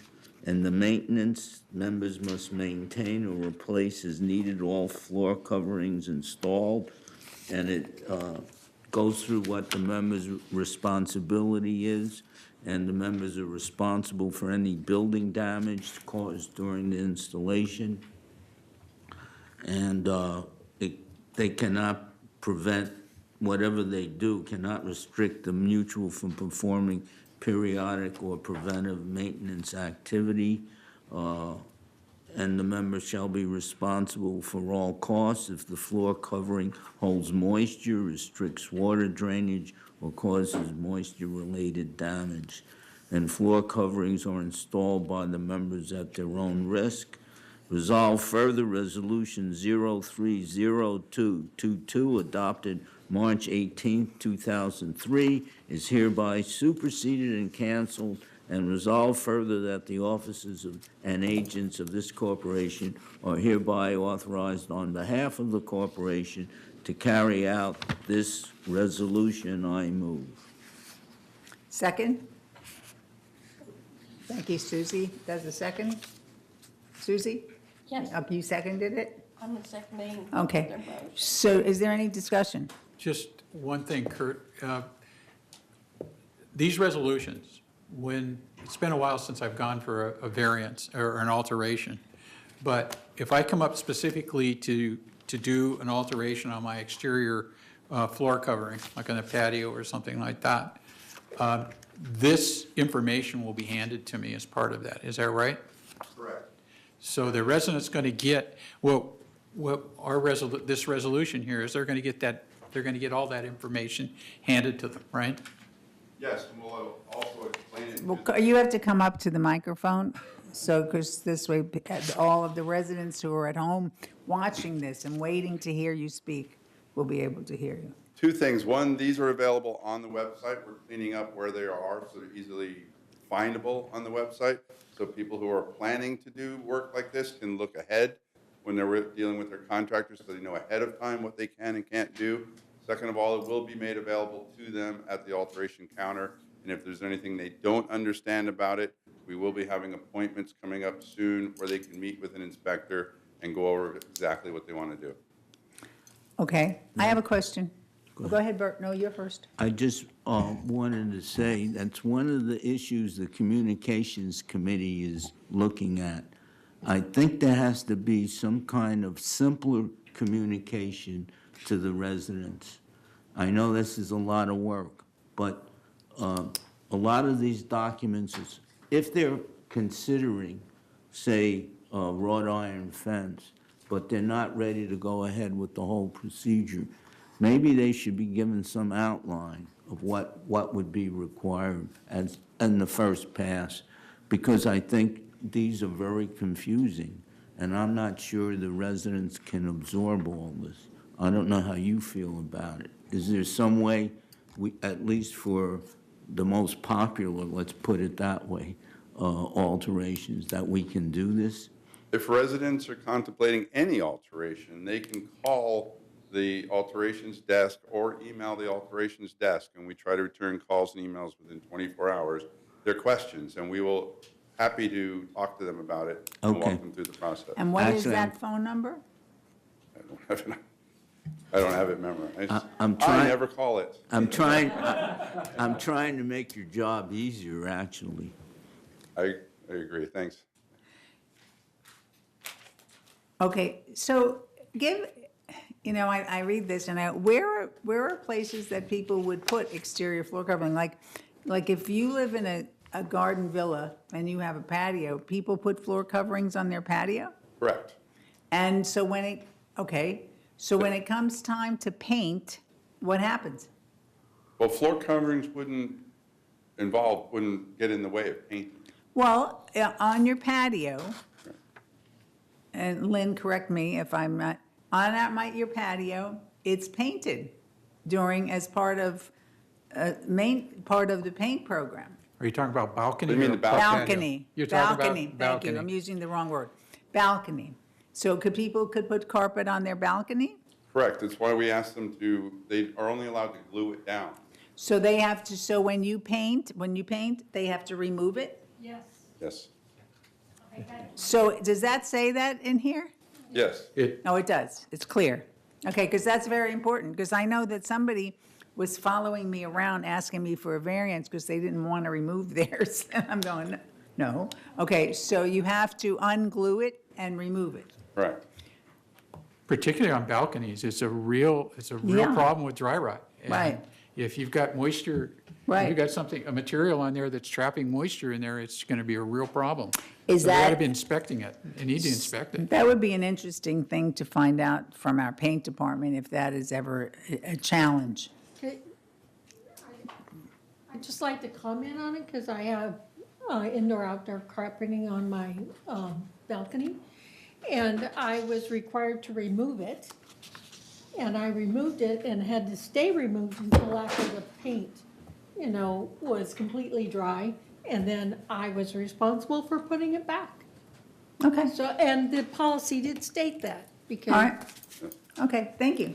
All right, so we have a motion, we have a second, and all those in favor, we've had discussion, all those in favor? Do we need to vote on it, or is it? We have to vote on it now, and then on that's No. right. No, we don't vote on it We now. don't vote. Oh, I'm getting mixed up. Okay, so we They're all will, in the not- we will 30 vote day. on this on our 30 days, got it. Yeah. All right, thank you. Okay. For a moment, all right. Are you up to H now? Yeah, we're up to 8. Okay. And I think that Bill wanted to set the record for the heaviest agenda, and you've done it.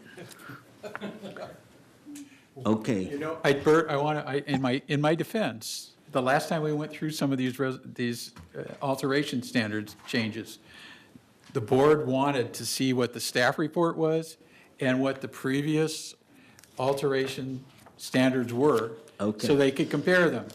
Now, I know that everybody read the staff reports, they read the new resolution. Some of us did. And they read what the previous resolution was. You see Okay. all the redlining. Well, the Good. thing is in the future, perhaps you could talk to the board members and ask them if they would want this changed. Okay. But- or maybe we could have a different process for these alterations, how we view them, how we vote on them and all, to kind of speed it up. Yeah, I Just mean, something to consider. Staff responded to the request, Okay. and I thank them. There was a Okay. lot of work on their part. From I the, recognize that a lot. from the perspective of a resident, I wish that we could put together a little quick and dirty cheat sheet that says we have amended this resolution because of this, this, this. Then it would, and then it would not remove the necessity to have all of the old stuff.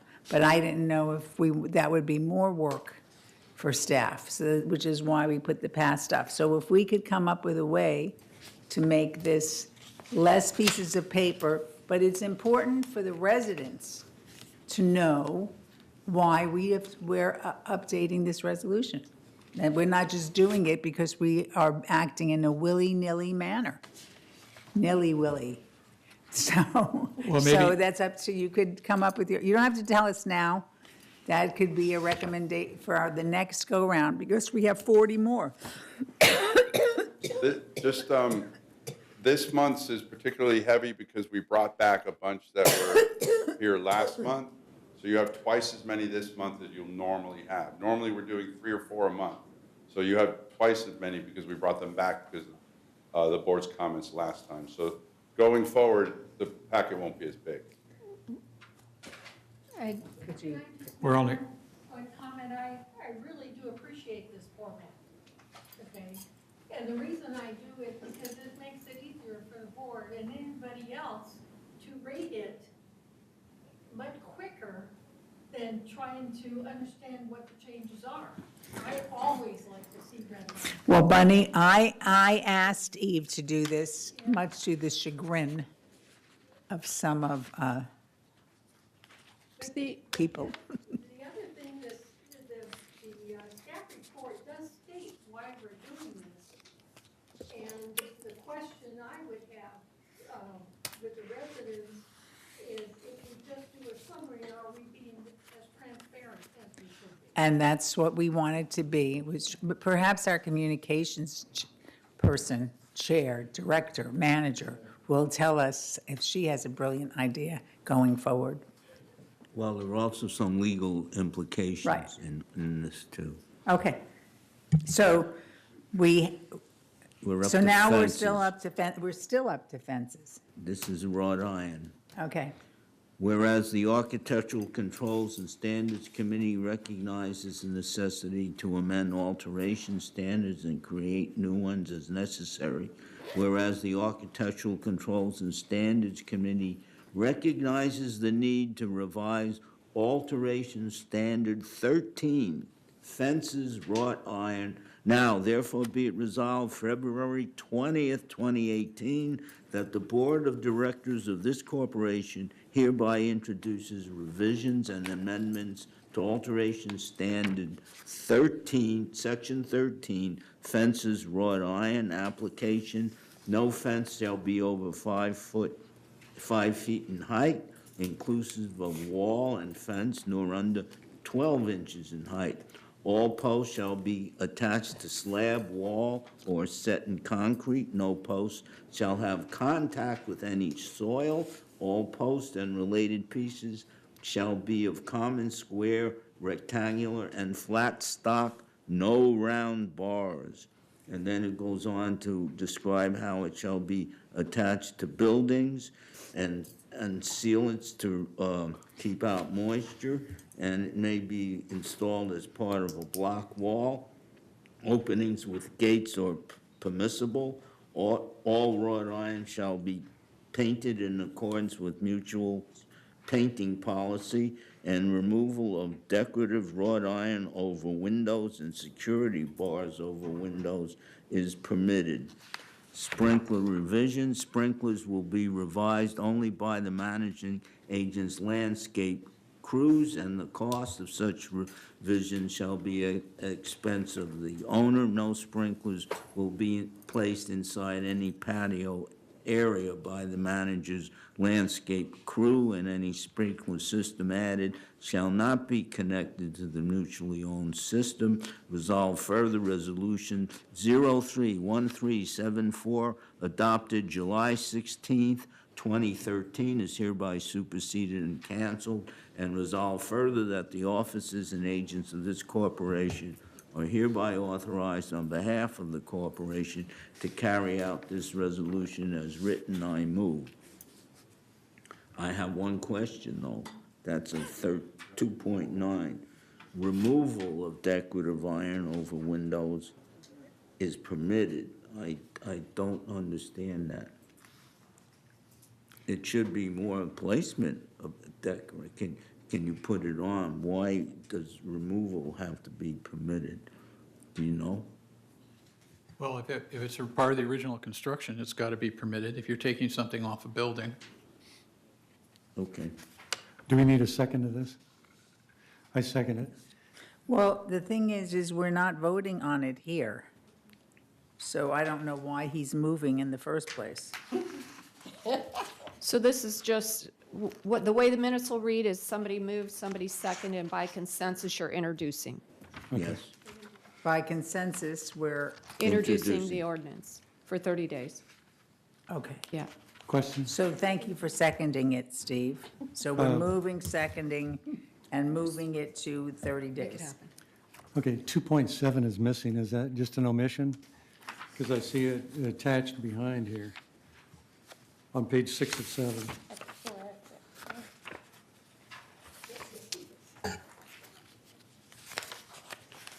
Okay, this is a test, Kurt. Missed that one. I think it needs to go back in there. Because it looks like, once we say we're going to This is block wall. supersede and cancel, we want to make sure that that gets in there. Okay, so we know that for on the 30 days, we have to add 2.7 back in for our next review. Is that correct? Yes? Yes, that's correct. And I asked Kurt about 2.9, because I saw a question mark on the president's face where it says removal of decorative wrought iron over windows and security bars over windows is permitted. That means it's permitted to be removed. That doesn't, but we don't permit security bars to be installed. Okay. But if they should have them, they're allowed to remove them as a standard. They don't need a variance. But we don't allow security bars on the window. I think and the reason why I looked is because I think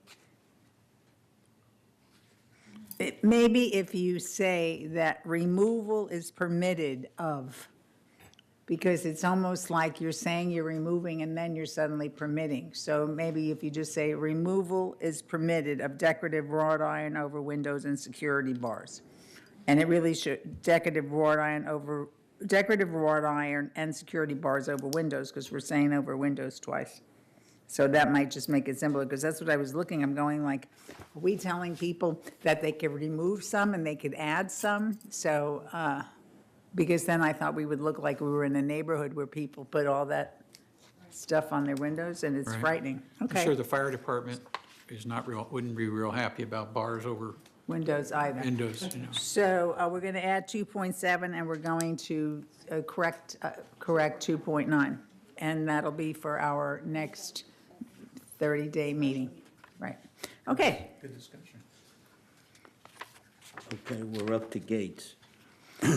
Whereas the Architectural Controls and Standards Committee recognizes the necessity to amend alteration standards and create new ones as necessary.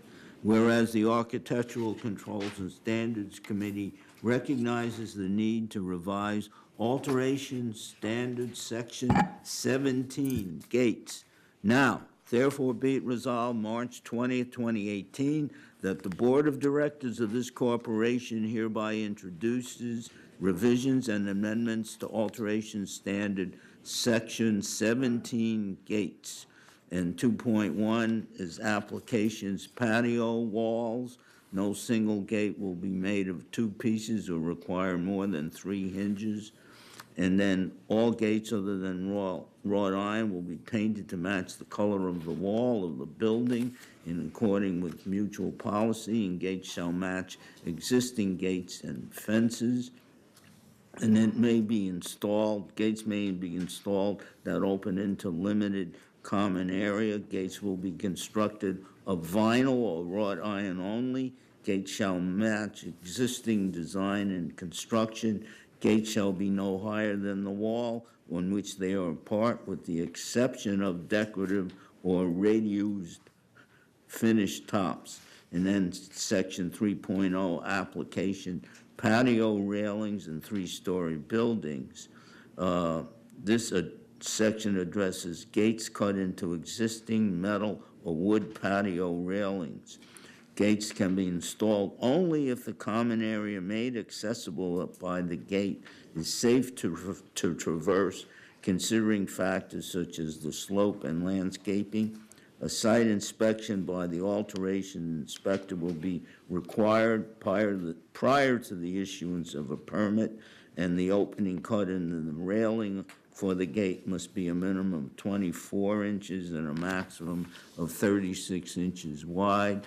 The gates will be constructed and painted to match the existing railing. And then it goes on to what needs to be done to prevent injuries, and vertical bars of the same size and shape as the railing's original bars must finish the ends of the gate and railings where they've been cut. Gates should be positioned in either side of the railing and not the front. Be clear of obstructions and designed to swing so that they provide access to a safe passage with minimum impact on the landscaping. All required landscaping and irrigation revisions will be performed by the mutual at members' expense. Personal items can't be located outside of the patio in the common area. Concrete stoops, stepping stones, or paving stones are not permitted in common area outside of the patio where the gate is located. Resolve further resolution 030842 adopted May 20th, 2008 is hereby superseded and canceled, and resolve further that the officers and agents of this corporation are hereby authorized on behalf of the corporation to carry out this resolution, I move. Second? Do we have a second? Okay. Is there any, I have a question. Is it March 20th or February 20th? Okay, so that has to be corrected. I have a question, and please don't laugh. Shouldn't it be patio railings first floor of three-story buildings? A patio, you know, when, you can't cut a gate in the second or third floor, can you? You don't want gates on balcony, on balconies, no. You know, I'm Not looking at this advisable. and I'm going like, I'm thinking, do any of the patios, I was wondering if any of the patios went into the walkway, but they don't. No. So it's really the first floor. We Correct. wouldn't want anybody to get excited and think they could put a gate in. So I think it should just say first floor on here. It should just say it. It makes it like it makes sense. I was getting all like excited. Well, it says applications patio railings in three-story buildings, and it should be first floor of three-story buildings. Not only doesn't, You're correct. We talked about that in committee. Yeah, We thought it was obvious. well, sometimes the obvious isn't obvious. Okay, so is there anything else to add? So we're going to just change the date on that and put first floor. And does anybody have anything else? Either we just move this to 30 days? Okay. Yes? Good? We're good? Whereas the Architectural Controls and Standards Committee recognizes the need to amend alteration standards and create new ones, whereas the Architectural Controls and Standards Committee recognizes the need to alteration Section 21 patio slabs. There's something missing there. Now therefore be it resolved, February 20th, 2018, that the Board of Directors of this corporation hereby introduces revisions and amendments to alteration Section 21 patio slabs. And again, it has the same format, preparations, that's 2.0.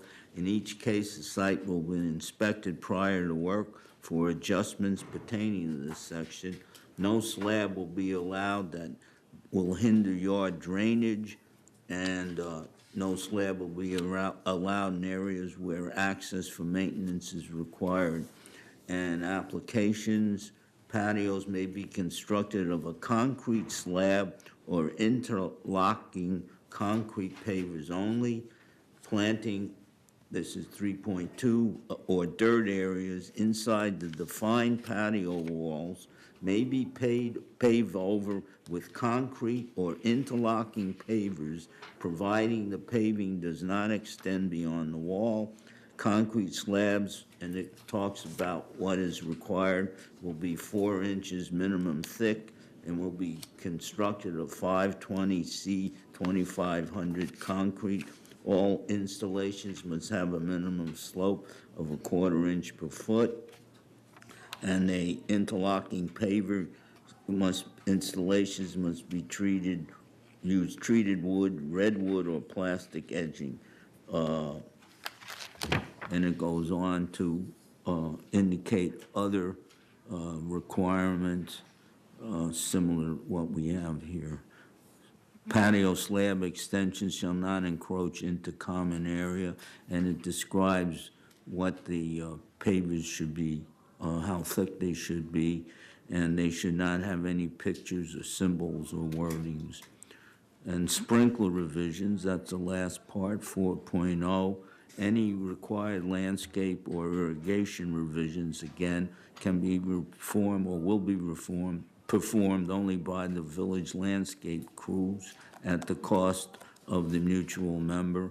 No sprinklers will be placed inside the patio area, and any system added shall not be connected to the mutual-owned system. Resolve further Resolution 030317, adopted February 18, 2003, is hereby superseded and canceled, and resolve further that the officers and agents of this corporation are hereby authorized on behalf of the corporation to carry out this revision. I move. Second? Okay. Any discussion? Yeah, I have just one question. I'm not aware. What about the use of tile on a patio? Tile? Is it just? Tile just tile is con- covered under the exterior floor coverings one we just Okay. went through. Okay, so this just involves concrete and pavers? Correct. I think when you, 3.1 says concrete slab or interlocking concrete pavers, and there's no such thing as an interlocking concrete paver except for the one that Bert is describing. It's either a slab or it's not. Correct. So that says that interlocking concrete paver is what Bert is describing. But Bert was asking about tile. Tile. Tile. He's thinking tiles and pavers are the same thing. Yeah. Yes, I am. Okay. One of the things we do see when I used to go out on the inspections is sometimes people put, I'm not going to say rocks, but they put pavers or stuff down, but it's just, and they're dangerous, like they just put them in dirt. And that's not permitted. No. So we have to so if we notice that when we walk around doing inspections, what do? Do we advise the resident that this isn't permitted? You shouldn't be having this is dangerous and you need to correct it? I mean, because people do that. They just put little stones in the dirt and they make a path. We do, Right. Yes, we do advise them that they need to be removed. or corrected. Correct. Okay. So we have to remember that if you want to do that, you just can't buy some stones and put them in the dirt and make your own path, because that's dangerous. Right. Okay, thank you. All right, so we have a motion, it's seconded, and therefore by consensus, it moves to 30 days. Got that? Okay, next. All right. Whereas the Board of Directors, the Board of Third Laguna Hills Mutual, held a meeting on February 20th, 2018, at which a quorum of the board was present. Whereas pursuant to the Mutual's governing documents, the association, acting through the board, is responsible for the management and upkeep of the Mutual's common areas, including the landscaping and plantings thereon. Whereas pursuant to prior resolutions and policies adopted by the Mutual, owners of individual manors were permitted in certain circumstances to maintain their own landscaping and plantings in general common area otherwise maintained by the Mutual under the Yellow Stake program, wherein owners could place a yellow planted stake next to such landscaping and plants that said owners had planted and were maintaining.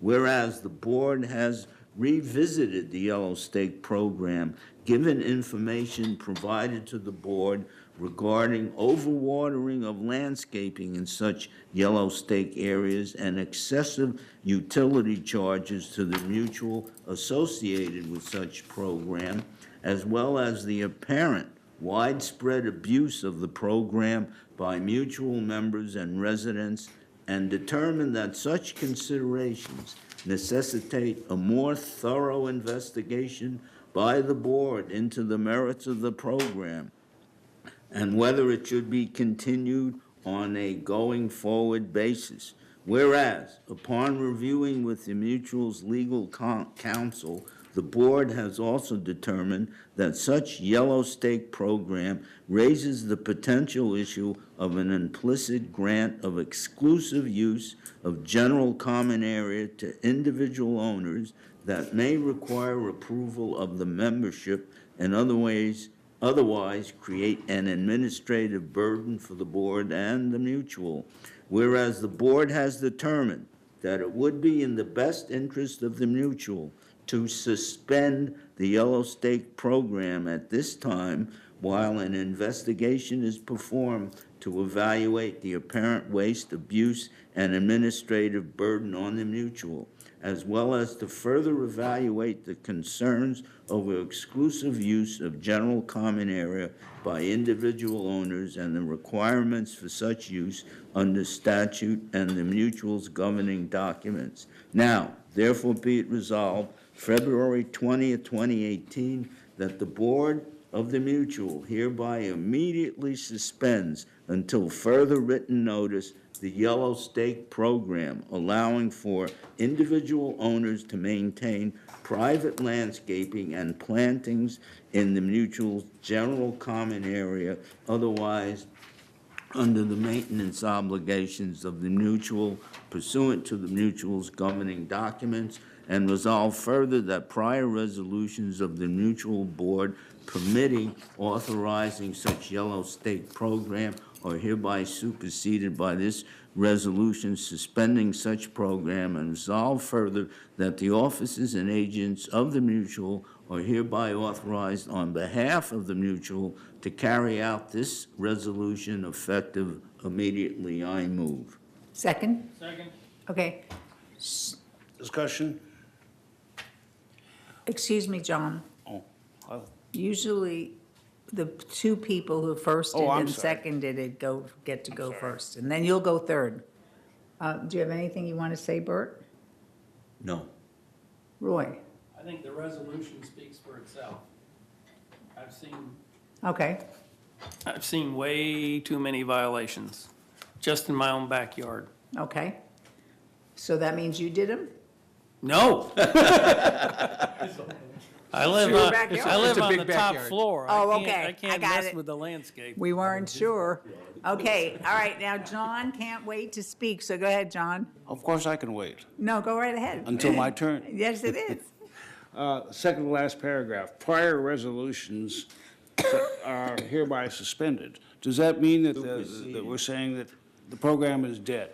It's, in other words, any existing Yellow Stake program, any existing plans to the Yellow Stake, such Yellow Stake circumstance doesn't exist? No, Well, then what does that? I think that needs clarification, and thank you. Because if I read this, it looks like it says that starting today, or starting whenever, if we have, do we have to do 30-day notification on this? All right, so this is immediate.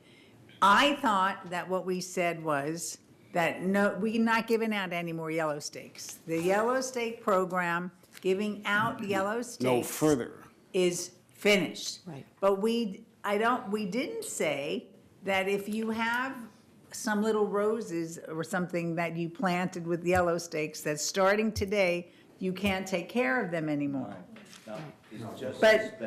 But this says, I think that if you read the now therefore be it resolved on the bottom of the page, it says, suspends until further written notice, Yellow, allowing for individual owners to maintain private landscaping and plantings in the mutuals general. So to me, it reads like you can't maintain them anymore. And I don't think that, is that what you were saying, John? Yes, I question that. We're not Okay, and killing I the program. totally agree with, because we didn't say, we said that we had to work closely with landscaping to have them, if somebody has planted a prune, what do we have? Peppers and pumpkins and, because there's everything out there. And that is in total violation of our policy. It has to be taken in. But we didn't say that we were, but we said we needed time to work with landscaping to clear all that up. The only thing that we are suspending immediately is there are no more Yellow Stakes being given out. Is that correct? Yes. So I think Yes. this needs to be I agree. fixed. Yes, yes, just Jules. Oh, it's not working, too bad. No, it's working. I don't think there's any question. It only affects the Yellow Stake program. Allowing it simply explains what the Yellow Stake program is. If you wanted, perhaps you can put it in parentheses. Yeah, I think it just, we don't want people to think that that starting today, if they go out there, they have to go out in the middle of the night in disguise to maintain their area. So, but we got to do Yeah. the board first. So yes, James. Well, because of, as you mentioned, the landscape department needs time. Right. To find out, because they are, suspension means no more new yellow Okay. stick program. However, they are grandfathered or old ones, maybe some of the plants are looking pretty good. If the landscape feels that really added to the overall Right. community, beauties, then we have to redefine the term. Right. So that's the right. process of doing. So we're for doing now, We need what a we little are time. talking about, and you're Yes. no more new yellow stakes. We Yes. don't have any new ones being given out. Right. So that second to last paragraph needs to be revised. Right. Go Okay. fixed up. Okay, well, we're all in agreement on that. Yeah. So, but we don't, we do vote on it. We have to vote on it now because it's immediate. Well, then come up with some wording, But but- clearly, when we put this in the newspaper, we have to make sure that we are suspending the giving out of yellow stakes. You can't go in anymore and say, could I have a yellow stake? Though some people might take it from their neighbor's yard, but we. So that paragraph needs to be revised, Bert, to what Rosemary is saying. Okay, Lori? So just a little bit on a moratorium, because we don't do these very often, just as a reminder. And I did talk to Sandra about this per Bert's direction. If you don't do it on 30 days, then it's immediate, and you have to have some sort of a decision within 120 days. If you can't have a decision within 120 days, you can reintroduce it as a moratorium. So this is something you need to work on in the next 4 months. Otherwise, you need to reintroduce it. If you Okay. did it on a 30-day notice, the moratorium could go on forever. But I don't think that that was your intent. Yes, Jules? So just I'm perfectly satisfied with it the way it is, but if Right. anyone wanted to be absolutely clear that it's just the Yellow State program and not anything else, you could put an open parentheses after Yellow Stake on line 3 and a closed parentheses at the end of the sub-paragraph. All right, thank you for Right. that recommendation. Yes, Roy? I got a better idea. Oh, wait. No, regarding that sentence. Another idea. Pardon me. Being Okay. an ex-English teacher, I can't help myself. But he's a lawyer, so we have to. Well, we're both in trouble. All right. Okay. If you simply, after Yellow Stake program, that allowed for, put it in the past tense. Where? Line 3, last paragraph, you are describing the Yellow Stake program that allowed for individual owners to maintain. That way, there's no question about the fact that this was in the past. They can still maintain, but we're not issuing any new permits or yellow stakes or Say which paragraph the The ver, bottom paragraph on the page. The last one on the first page. yes, sorry. The thing is that with everything we're doing though, it still doesn't clearly say that you are not getting, no more new yellow stakes are being given out, and you can still, at this moment in time, maintain your yellow stake yard. Doesn't say that. whether you have the yellow stake or not. I agree, that's a better resolution because it makes Okay, it clear that it's passed. That allowed. We'll clarify what the president's talking about we'll put it in the Globe, probably not this Thursday, but next Thursday for sure, because when people hear moratorium, they really do need more information.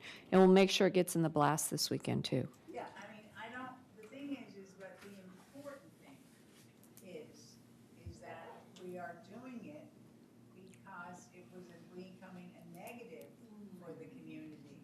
So we're not doing it to have to have restrictions, to make rules, to make people unhappy. The thing is that we're getting more complaints about people sort of running amok. Oh, I'm sorry. Oh, God, all that talking for nothing. People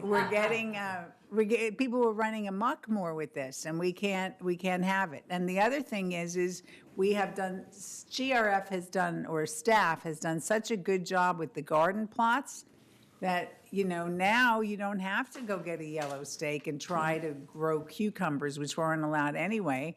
You can possibly put your name on, because there's no huge list, and have a garden plot and do whatever. So, we're working on that too, which was a lot of work.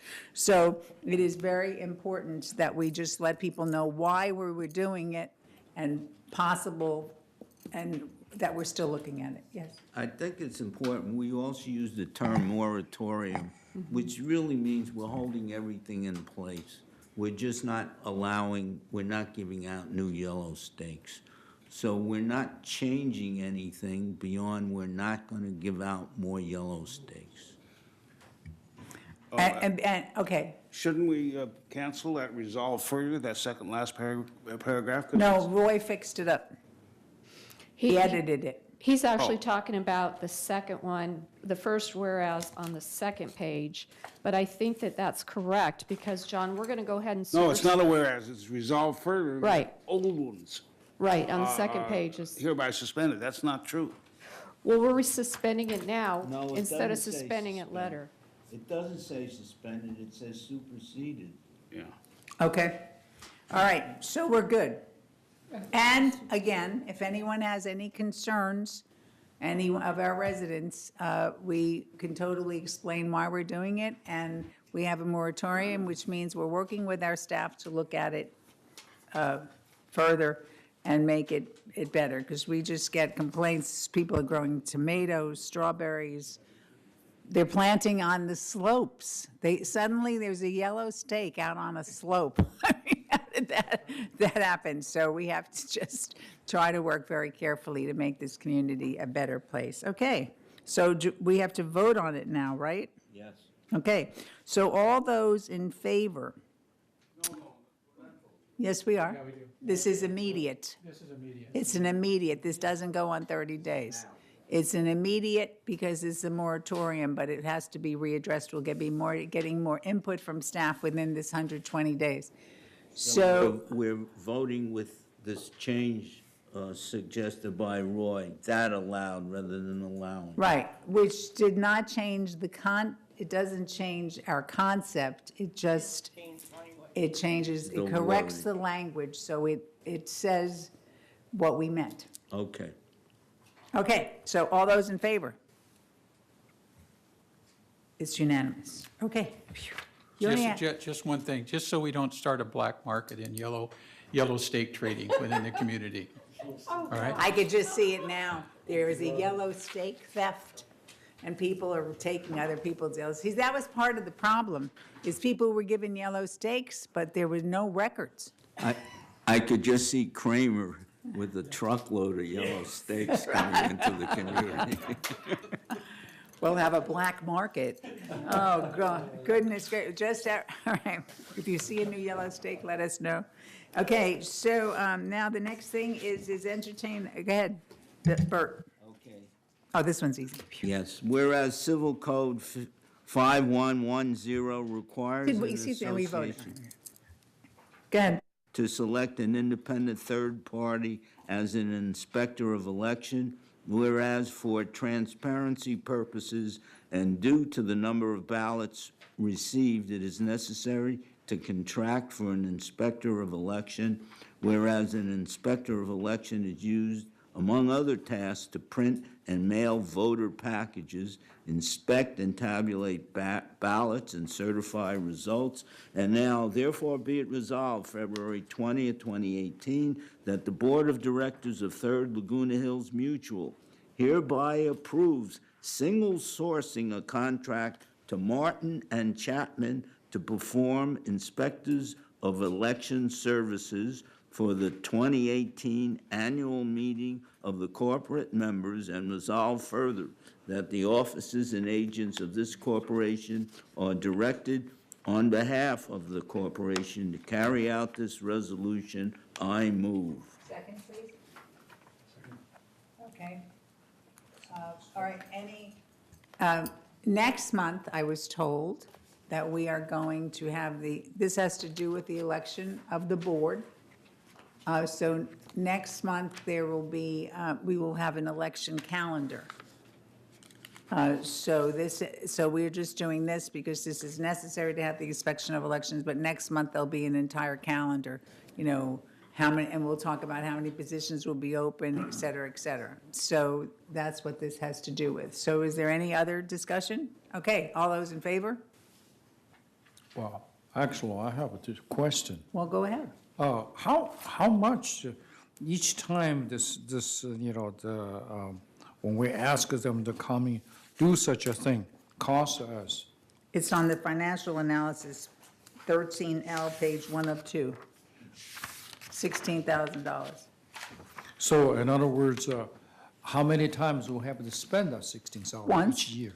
Once. Just once? Just Once a year. We Well, just have them inspect the election. But as like this last year, when there's a full office, didn't we discuss about if there's only 4 opening for 4 candidates, we don't need to go through that? You did. No, we had to go through it because it's the law. But one of the things that we're trying to do in Sacramento is have that changed, if that were to ever happen again. I So thought this year, they're going since we have Catherine as a legal executive. I can believe that she's verify going, that, huh? I So believe- Actually- don't go through the election process? Actually, that's an interesting point, because originally, we thought we wouldn't need to do it, and Catherine was the one who pointed out to me that we do have to do it, okay? And we checked, and we do have to do it. In fact, there was an attempt in the state legislature to, in a situation where there was a very small HOA that also had this situation, and they wanted to have a law passed, and the legislature refused to do it. And the reason is, would be a vote by acclamation, and that's not allowed. Okay. Okay? We did move to have Catherine do this thing for meetings that we had, if we have member meetings with GRF, where Martin and Chapman wouldn't be required, but where we needed an inspector of elections because she's qualified to do it for that level, but we said for this, we had to stick with Martin and Chapman. Okay, so are we okay? It sounds like Bert took a correspondence course with law school, too. He's now our surrogate lawyer. No, we have a surrogate lawyer. Okay, all right, so, and we voted on this. We voted? Yes, we were voting when you had your question. All those in favor again, please? James, you're not raising your hand. You're against it? All right, so we have, do you have the votes, Leslie? Are you abstaining, Director? So we have 2 abstentions, and the rest are in favor of it. Is that correct? Do you have that, Leslie? James and Jules. Void. So it's 7-2. Right. Okay, all right, so we're done with those. All right, so now we are going to go over to committee reports. And I would please ask the directors to make your reports quick, because it is already noon, or 8 minutes to noon. So, all right. So the Finance Committee, go ahead. Go Okay. ahead, Steve. Now we get to have some fun here. Slide 1, please. Total revenue for Third Mutual through December 31st, 2017 was $33,141,000 compared to expenses of $29,869,000, resulting in more revenue than expense by $3,272,000. Slide 2, please.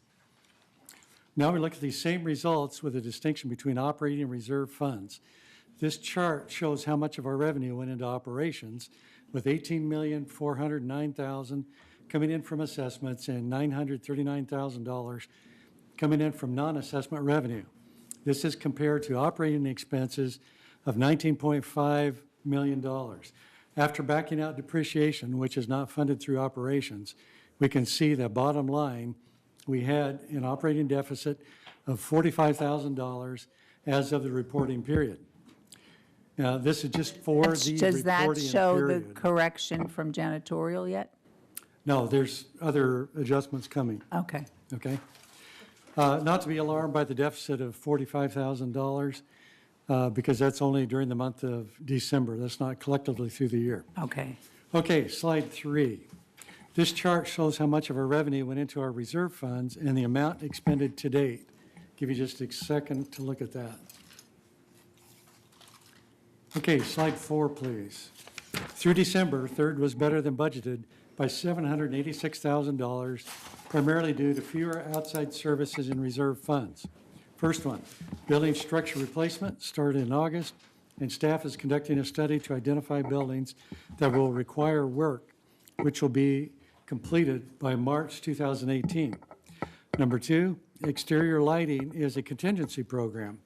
Funds were used to upgrade 3-story and laundry buildings to LED lights. Less contingency funds were used than anticipated. And the last one, water lines.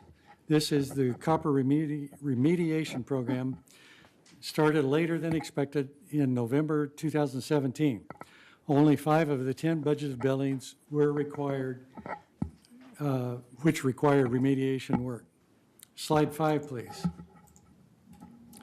On this pie chart, we show the operating expenses to date of $19.5 million by category, showing that our latest categories of expenses are for compensation and utilities. You might notice that we broke the 50% barrier for this month. Okay, slide 6, please. The reserve balances on December 31st, 2017 were about $28 million. To date, contributions to reserves included assessments and interest earnings total nearly $13.8 million, and expenditures to date total just over $10.3 million. Additionally, fund transfers from operating surplus totaled $409,000 as approved by the board in January 2017 via Resolution 031769. Okay, you can remove the slide, please. Our delinquencies for unpaid assessments total $311,578, which represents less than 1% of our annual assessment budget. The board also reviewed delinquencies for fines, fees, and chargeable services totaling $166,000. The board is pursuing further collection actions such as cable TV disconnection and small claims court actions. The next meeting of the board will be on 6 March 2018 in the boardroom.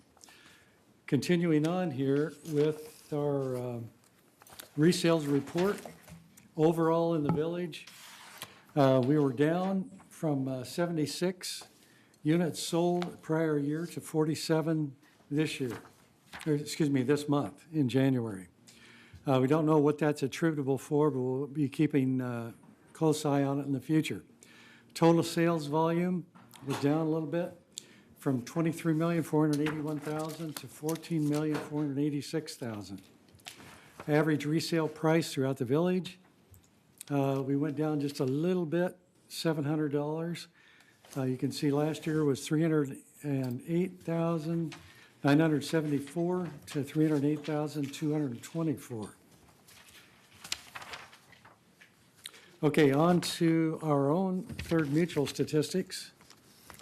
January this year, we saw 24 sales compared to 38 sales last year at this time, so we're down 36.8%.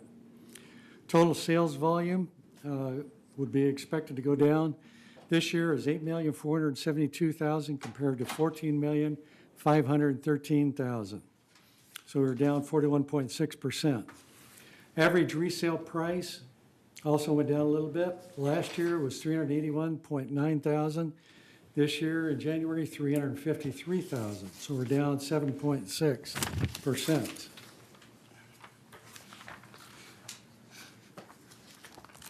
I wanted to bring out just some other few statistics here. In sales, the cost of sales The highest price sale in January was $665,000. The second highest was $640,000. We had some sales that were up in the millions for prior months, so it kind of skewed everything a little differently. So the average resale price was $353,006, but the median price was $297,500. So just keep that in mind. Also, our monthly leasing report shows we're going down a little bit. We're down to 26.4% of our 6,102 units. So it looks like it's going the right direction, and that completes my report. Okay, so, Steve, the fact that we're over budget in operating year end, is that what you said, by $45,000? Just for the month of December. Overall, we're plus. And we'll probably have a transfer of funds, we anticipate, coming forward after the audit. So we're not in a deficit mode. Okay. Because it well, was just the month of December. It was just in the month of December. Correct. Okay, because in the month of December, lots of times we do accruals and things like Correct. that for the things that we received, and then sometimes we get credits back in February because they over accrued or Correct. something like that. Okay. So, but we were close to our budget. In past years, because we had the budgets higher, we would have a tremendous excess in operations. And we were much closer, which means you did a better job of budgeting or controlling, whichever. Whichever. Okay. And the amount, both, and the amount of the average sales price really, and you brought that up, really is impacted by the model much more so than prices are going down. And- Right, some of the past are over $1 million. Right, okay. All right, so the next department who is ready to give their report, thank you very much, Steve, thank you for doing such a great job. Report of Architectural Controls and Standards, Director Walsh. Yeah, I think most of you have been subjected to what kind of activity went on in the Architectural Committee meeting today. Thank you very much for your time and patience. I will read a couple of highlights that we talked about in the Architectural Committee meeting. Department Head Wyman reported that he felt the previous variance approval letters were incomplete because they were not informing residents about next steps after the variance is approved. Staff will now be sending the forms a resident needs to fill out and return with the approval letter to save residents a trip to resident services. He also reported that another inspector is being hired. Yes. And that's much needed. Director Moldow inquired about the status of the new alterations pamphlet, and staff informed him it was being worked on at Brand Taylor's. Eileen, this might be something that you might want to follow up on. I don't know what's going on with that. President DiLorenzo asked when appointments with residents will begin. Okay, Mr. Wyman said when alterations will be, boy, I'm reading this and it's not reading well.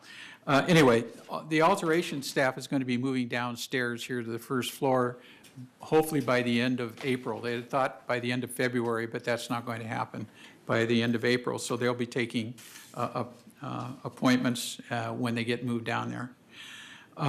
And basically, during that meeting, I asked, we denied a resident the use of pavers in their driveway. And I just wanted to make sure that there was follow-up to make sure that that resident was contacted and told when they were going to come and fix the considerable cracks in their driveway and their walkway. And that's my report. Thank you very much. Thank you very much, Bill. Report of the Maintenance and Construction Committee, Director Frankel. There were 5 items on the M&C list. I'm going to, Lori's already talked about the trash chutes, and I'll mention a few of the others. With regard to parking, we discussed it, and the red request for red curb, and we pushed it back, or we recommended that it go back to the parking task force, who has subsequently met, and their recommendations will be sent to the subsequent third M&C meeting. There was a parking issue, by the way, and we've discussed it here briefly that we discussed, and that's going to be forwarded to the Communications Committee, and that is short-term vendors who don't need permits are parking in residence spaces, and we need to get the residents to communicate to their fixer-uppers coming in to fix the air conditioner, for example, that they do not park, that they park on the street. We discussed and approved coin-operated laundry machines, and staff will bring that back to the M&C committee with costs, bids, and options. And by consensus, we didn't vote on this, and Steve's going to bring this up at the next meeting, but by consensus, the final approval will be set in September. An update on three-story address signs was given by Steve Leonard, and that completes my report. Okay. We'll have more information on it's like a pilot program with the address signs, so when we have more information, we'll let people know so they could look to see what we did and give us their opinions, right? Okay. All right, so you already sort of reported on the parking. Was there anything to say about the golf cart task force? John asked me to talk to that.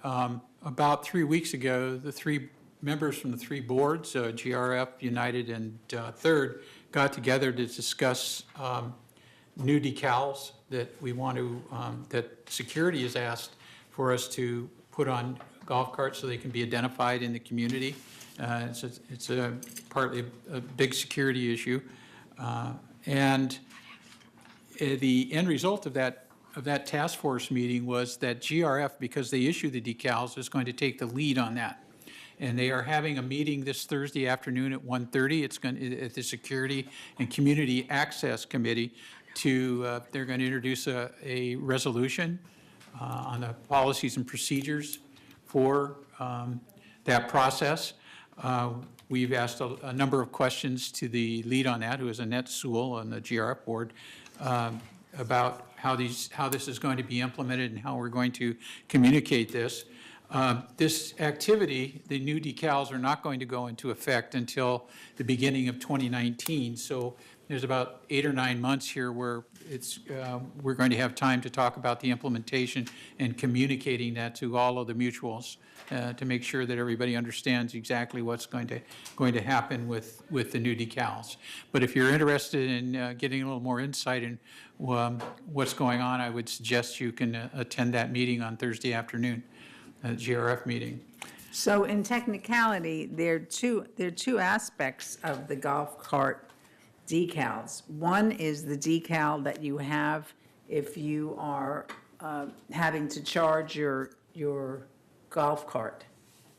That's correct. So there's that one. And then there's another decal that you have just to identify the golf cart so that we have a record of it, so that security is aware of it, et cetera. Is that correct? That is correct. So I don't want, because people have sort of heard about this, and they're thinking that they're going to be charged for it. And we're not charging for this decal.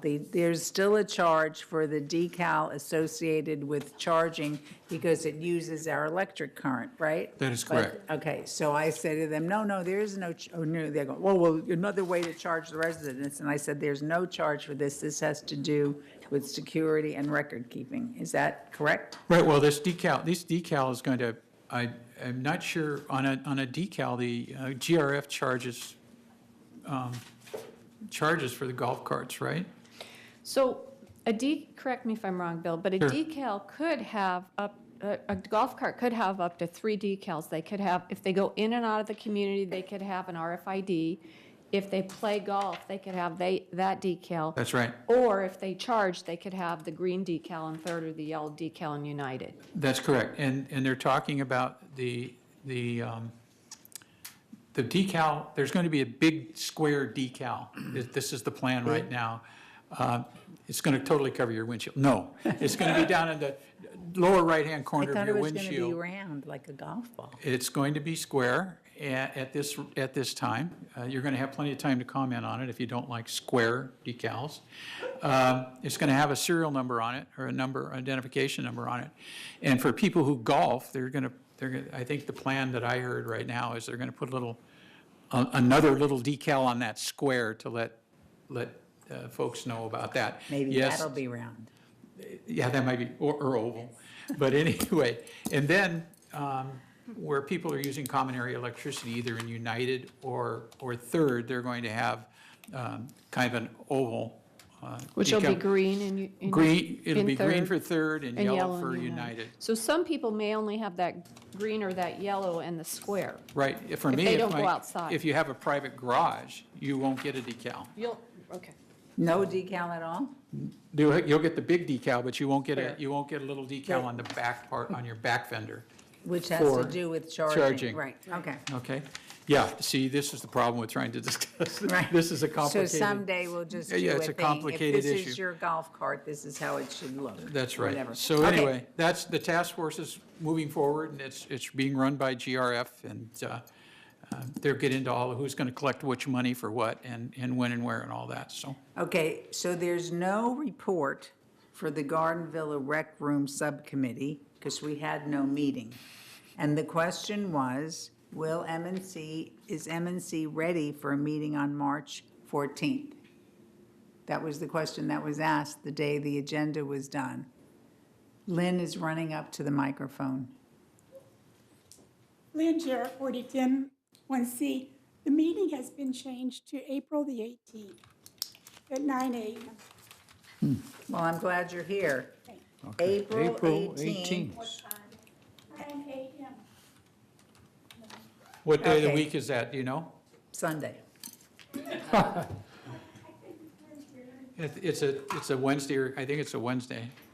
Okay, and this is a committee that is comprised of M&C, 2 members of the board, and the Garden Villa Rec Room Committee advisors. So they meet and they discuss what is going to be done with the rec rooms. So it doesn't involve all of the board, it's a very small group. So, okay. Report of the Landscape Committee. Go ahead, James. Yes, I'll try to do it quickly. Could I have first slides, Leslie? Okay, as the main activity is concerned, we're in a process of our landscape design and modernization items. And also, the committee spent a couple hours, actually more than 2 hours, work on our landscape manual. And now after we've done that, the staff is doing further updating for the landscape manual. And also, for the pilot project, the soil sensor pilot project, we met with the people from this company, and we complained to them that so far the pilot project does not look too good. So, but we'll make a decision for the full year-round monitoring till June.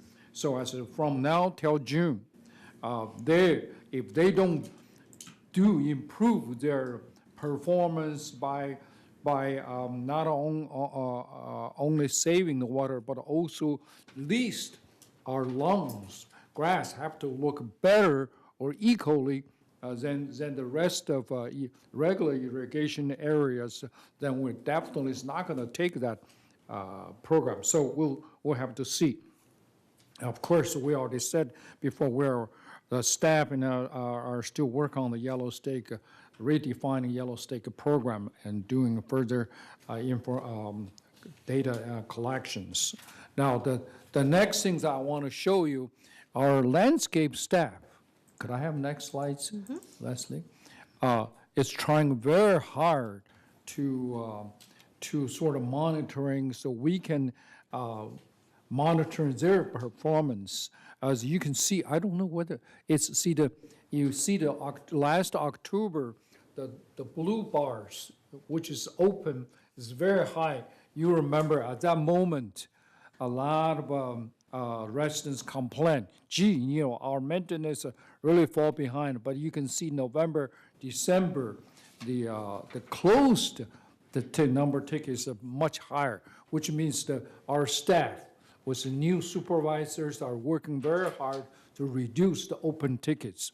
So December, our open tickets are much, much smaller. Okay, next one. So this shows how quickly our landscape division is response to the tickets. As you can see that the tree trimming was low because of last year we were doing less tree trimming. On the other hand, irrigation and pest control were doing a pretty high percentage. And ground maintenance try to improve to, as a, relatively speaking, is a lower percentage. But this is reflecting, we try to monitor our landscape crews' performance or efficiency. Okay, thank you. Thank you very much, James. All right, so the next person who is going to report is the traffic hearings, and that's Director Zalin. Thank you. There was a hearing on January 17th. There were 13 cases heard. There were 8 guilty findings and 5 not guilty findings. Interesting information, of those 13, only 8 were members, 5 were non-members. In the last 3 months of hearings, there were cases against 20 members and almost as many non-members, 16, 4 of which were guests. Some people have questioned the authority to discipline non-members. I went back and I checked the GRF bylaws, and we can all be reassured that those hearings were conducted properly. GRF's rules are essentially identical to our own, which provide that we can discipline members, qualifying residents, tenants, guests, and contractors. I bring this to our attention only because some people believe we should not be making non-members subject to our rules, but as I've just shown, we have authorization to do that. The next meeting is tomorrow at 9 a.m. Get there early to get a good seat. Thank you. Thank you very much, Jules, because a renter, for example, is a non-member. Yes. So if in third, we have 26% of our units are rented, that would be, if that were the case, which you pointed out is not the case, that would mean 26% of the people didn't have to follow our traffic rules, which would be pretty not good. So thank you very much. That's a really great point that you brought up, and I'm sure that you really checked it out. Yes. Thank you, Jules. Okay, the report on the Communications Committee, Director Baum. Thank you. What we do at every meeting is go over what we're doing for new residents. We have a few programs. One is the new resident orientation program. If any people listening, any one of you is a new resident, you're welcome to attend these programs. They're given once a month.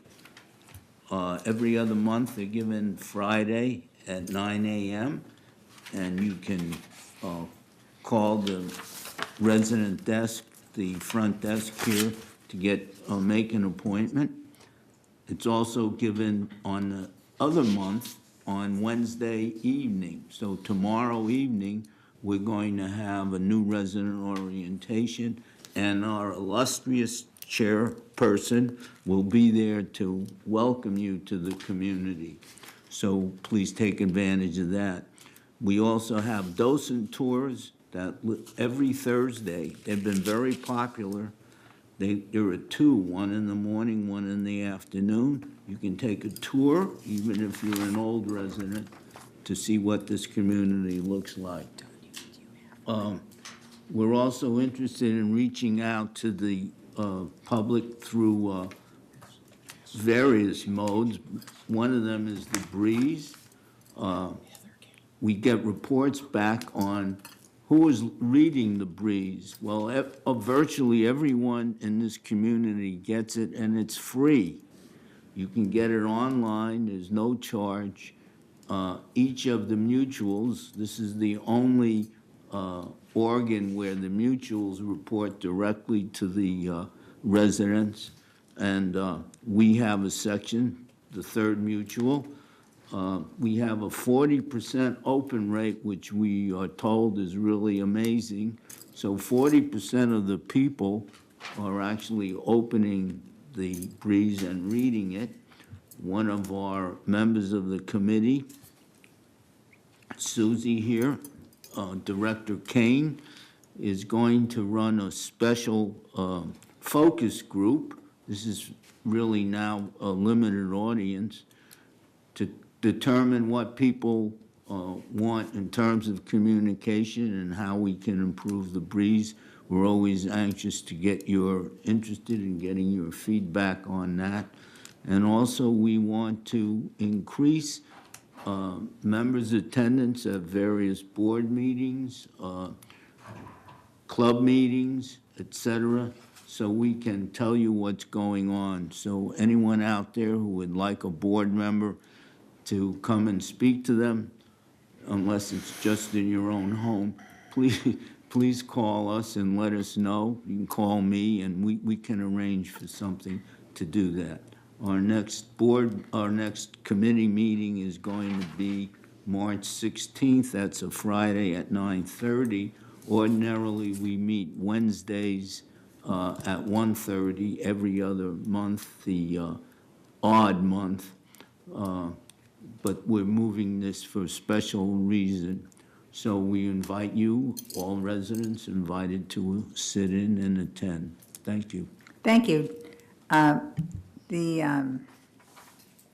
Can I have a report of the Energy and Technology Committee, Director Walsh? Yes. I think the big thing right now for the committee is that we're opening the committee up to try to include directors and from both GRF and United. In fact, we already have a director as an advisor on the Energy Committee, but we're starting to find that there are the issues surrounding energy and electricity in the community are beginning to be really community-wide issues, and that we need to be addressed on a community-wide basis. We're getting a lot more demands on our electrical infrastructure, and we want to make sure that all of the boards have some representation in looking for solutions to those issues. And so we've invited those folks on board. Basically, the meeting we talked about solar. Our solar production, we got a report on our solar production from the 12 solar installations in Third, and they're doing as well or even better than we had anticipated.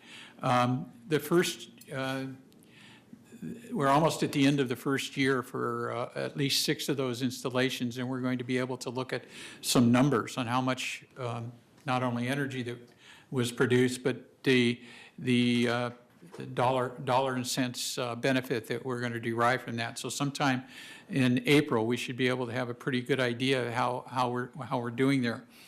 On the solar, we've also gone through the first cycle of the cleaning of the panels. Phoenix, the company that we hired to do that, went out and cleaned the panels on all 12 buildings, and we're going to be doing that twice a year.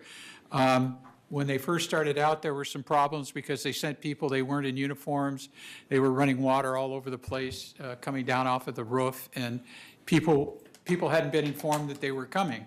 And so I think we got that straightened out with staff to make sure that if you're having workers in a building, they should be able to identify themselves, and the building people should be informed ahead of time when those people are going to be there doing that service. So that was real critical. We are going to discuss this afternoon the streetlight acquisition contract again, and hopefully we get that all settled and done, because it's not probably too much longer before Edison's going to come back to us and ask us to basically retag all of the light poles in Third Mutual. that they now own. That's amounts to about 780 light poles. And we're going to need some guidance, and that's what we're hoping that this contractor will be able to provide for us to begin with. And further on through the process, which is quite involved in getting this transition, including going all the way to the California Public Utilities Commission. So there's a lot of paperwork that's involved, and so that's really important to know. Advisor Phelps from the GRF board indicated that there are charging stations either in the process of being installed or are installed electric vehicle charging stations at Clubhouse 2 and Clubhouse 7.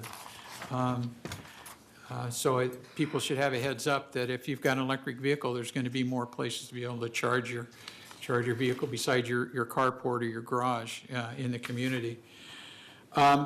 We have a couple of walkway lighting surveys going on in the community right now. We have one in Gate 5 and 6. They put in some pilot lights for us to look at, one with an LED fixture and the other one with an LED bulb. A number of us have gone out and looked at those, and we've asked the vendor to go out and put about a 1-foot extension on those just to see if we can get more light dispersion on the sidewalk by raising the level of these little, of these short, they're 21-inch to 24-inch walkway lights that we have over in Gates 5 and 6. We've also done a survey of walkway lighting in Gates 7 and 8, and we still haven't received a report from that. Staff has issued an RFP for an energy consultant. This is one of the reasons we wanted to invite United and Third into the committee meeting, because we're going to be hiring a consultant or consultants on a contingency basis as needed to give us some advice on ways to improve our electrical infrastructure or things that we can use as workarounds to some of the problems that we have in the community, supplying enough electricity to people with, for instance, golf carts and plug-in electric vehicles. And that's all I have. I just want to say the next Energy Committee meeting has moved to the first Wednesday of every odd month, which means we're going to have our next meeting on Wednesday, March 7th at 1:30 in the afternoon. So we'd invite anybody who's listening or anybody in the room here to come and join us. Thank you. Thank you very much, Director Walsh. Next, a report on the Water Committee, Director Tung. Yes, Leslie, could I have the slides, please? Well, the Water Conservation Committee is still continuing to monitoring how much water the Tier 3, Tier 4 waterway waste away. Actually, the first slides will show that the total December, because that's the latest the water bill we got last year, it was Tier 3 was $8,300, and Tier 4 was $4,800 total. So in other words, we still kind of under-penalized waste money on more than $10,000 this month, although that's improved from October last year, but still. And those bills, many we can describe into three categories. One, of course, is due to the residential under-slab leaking, which, of course, and then the next slide, well, I don't know whether you can see it, on top one. On the right extreme column is the total Tier 4 units. And the top one, Building 4021, our Director Jules went there, checked the meter, and then report to the plumbing division, and they already found the under slab leaking and has been fixed. And then the rest of the left column, the red circles, means there are identified as irrigation pipe leaking. Again, they have been fixed and monitoring by our Raul Landscape Division. Now, the third category is we check the meter, there's no leaking. So what happened to them? Is residents just spend too much water. So our communication division already sent out 104 letters to 147 residents, recommend them, strongly suggest them, please conserve water. That's what we're doing. Hopefully, we'll waste the less number of money for precious waters. Thank you. Thank you very much, James. The next report is Resident Policy and Compliance. Director Baum. Thank you. We meet when needed. We don't have a regular schedule. We last met on January 25th. We work very closely with our compliance and security departments. We're interested in leasing. This has been one of our main objectives, is to make sure that we have a enforceable leasing policy that's fair to everyone, the renters and the landlords. And we're also interested in care providers.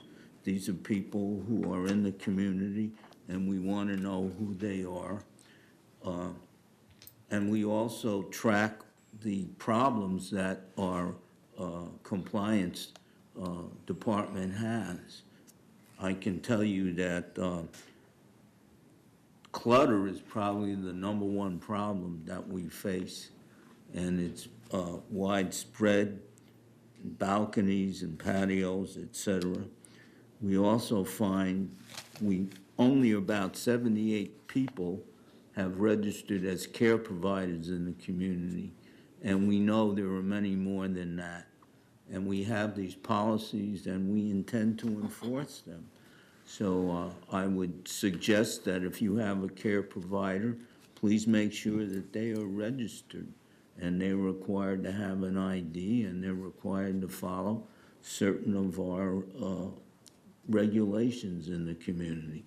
And this is meant to protect all the residents and also to protect the people who have care providers.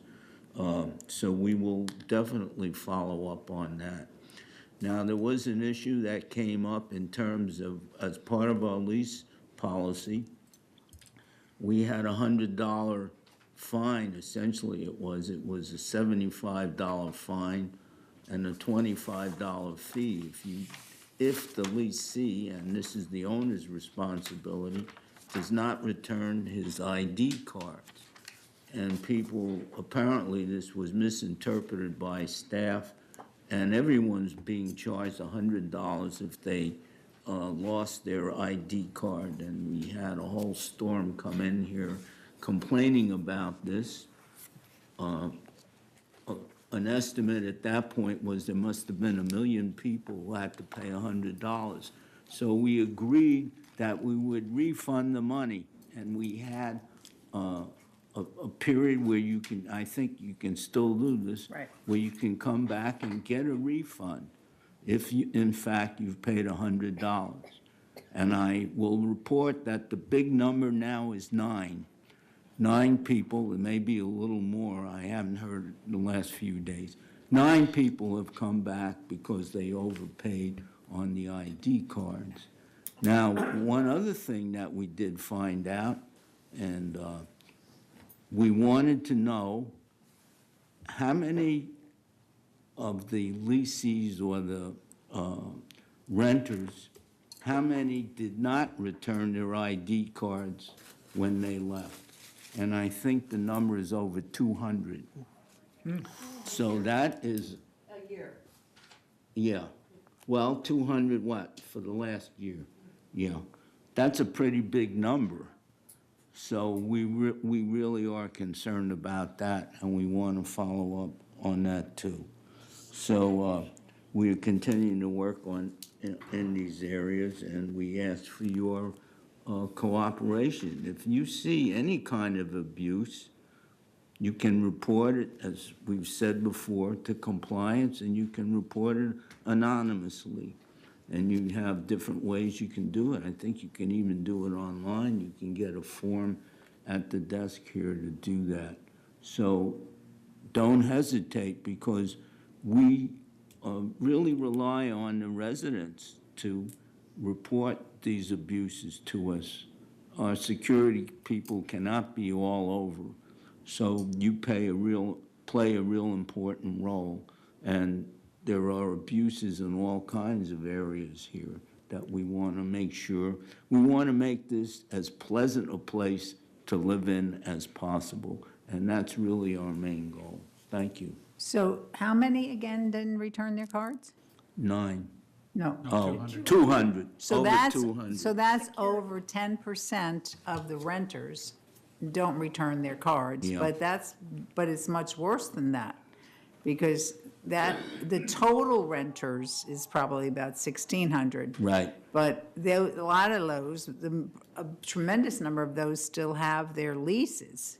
Right. You know, so they wouldn't be returning their cards. So that would be, that's a very significant issue, because if you were to consider how many continue their lease, how many have a lease end, you know, so what it, say 10, you know, so it's really a very, very high number. That What we 200 need is to, a very high what we number. need to check is that if it's not returned, that those numbers are now taken off the computer and they no longer have access to the Correct, community. correct. And we have to it's another important thing to remind people, because if you don't return it, you can get a fine, but the thing is you don't return it, you can't keep using it, because we're going to update the computers. The only thing is there are certain areas that don't use the computers. Like in the gym, they put it in the computer, but I don't know if they do that at the pool, if somebody would show their card. So it's a real danger to Right, the if they keep security, it. it lessens the security. This is very good facts. Thank you very much. Okay, so now we're going to just touch on the GRF committee highlights. If you went to a meeting and there's something significant to report it. Otherwise, all we do here is list the upcoming meetings. So CAC, anything significant to report? Nothing particular, except that there are two subjects that continue to occupy our interest. I mean, there's many more, but the two areas that are of particular interest right now involve, and both of them really have to do with how much interest there is in these two subjects. One is the equipment in the new, the renovated gym at Clubhouse 1. We're trying to figure out what most people want. And the second thing, interestingly enough, is the auto hobby shop. We're basically trying to ferret out the amount of interest, which we're now doing surveying. The next meeting is on March 8th, and that's all I have to say. Thank you very much. I thought you were going to say pickleball, but you didn't, so that's, okay. I think finally that was taken care of. All right, finance? Okay, next finance meeting is February 21st, which is real soon, at 1:30.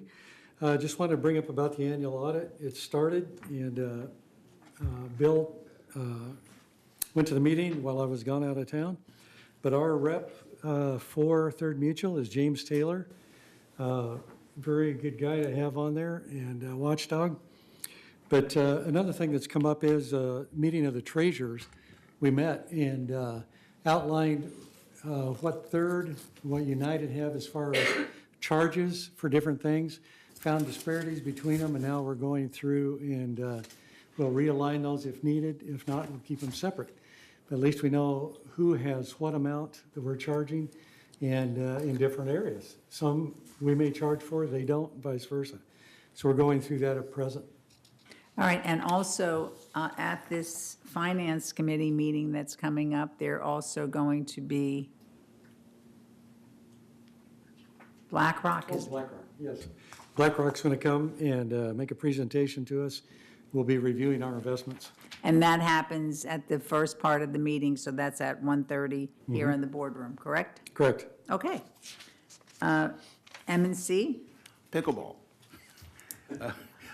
We had a very, very efficient presentation, rather a presentation of a very, very efficient slab and solution to pickleball. It's a post-tension concrete slab going over the existing courts, and it will create 7 courts. And I guess that's the, oh, and we hope to do lighting, but we will do underground cable. And as Okay. well- All right. I have a Can I just question. ask a question? I thought Lori said something about building over in Gate 2, but I think it's Gate 12, right? Where the pickleball courts are going Yes, to be? we're going to build on the existing slab, which is in Gate 12. Right. Is this, one thing, is this one slab, one piece that? they're One gonna- slab going over the existing slab. Over all the courts, there will be one slab that will Yes. cover all of them? Yes. Okay. And there will be 7 courts painted on top of it. Okay. Okay. Have we done any publicity on this that we didn't see? That I don't know, let me check. Yeah, that would be something that, because it's of such interest to so many. Okay, all right. So, media and communication? Yeah, before you go there, the Performing Arts Center Ad Hoc Committee is actually called a meeting. They called the meeting for March 23rd, Friday morning at 9 AM. And we'll see what happens there, see where they are. And is that an open meeting? So anybody could come? You know, it's an ad hoc committee. So anybody can go? They probably can, but I suspect what they've done is put it, I can't remember which room it's in. In a telephone booth? Yeah, and so if half the community shows up, we've got a problem, you know, so. Because there's always so much interest in what they're doing with Clubhouse Three. 3. or Performing Arts Center. Performing So Arts. so what will this cover? So, Well, I haven't seen an agenda for it yet, Okay. Bert, but I suspect the architects will probably be coming back and involved. And in it. who is on our PAC ad hoc committee? John Frankel and Bill Walsh. Okay, well, we're in good hands.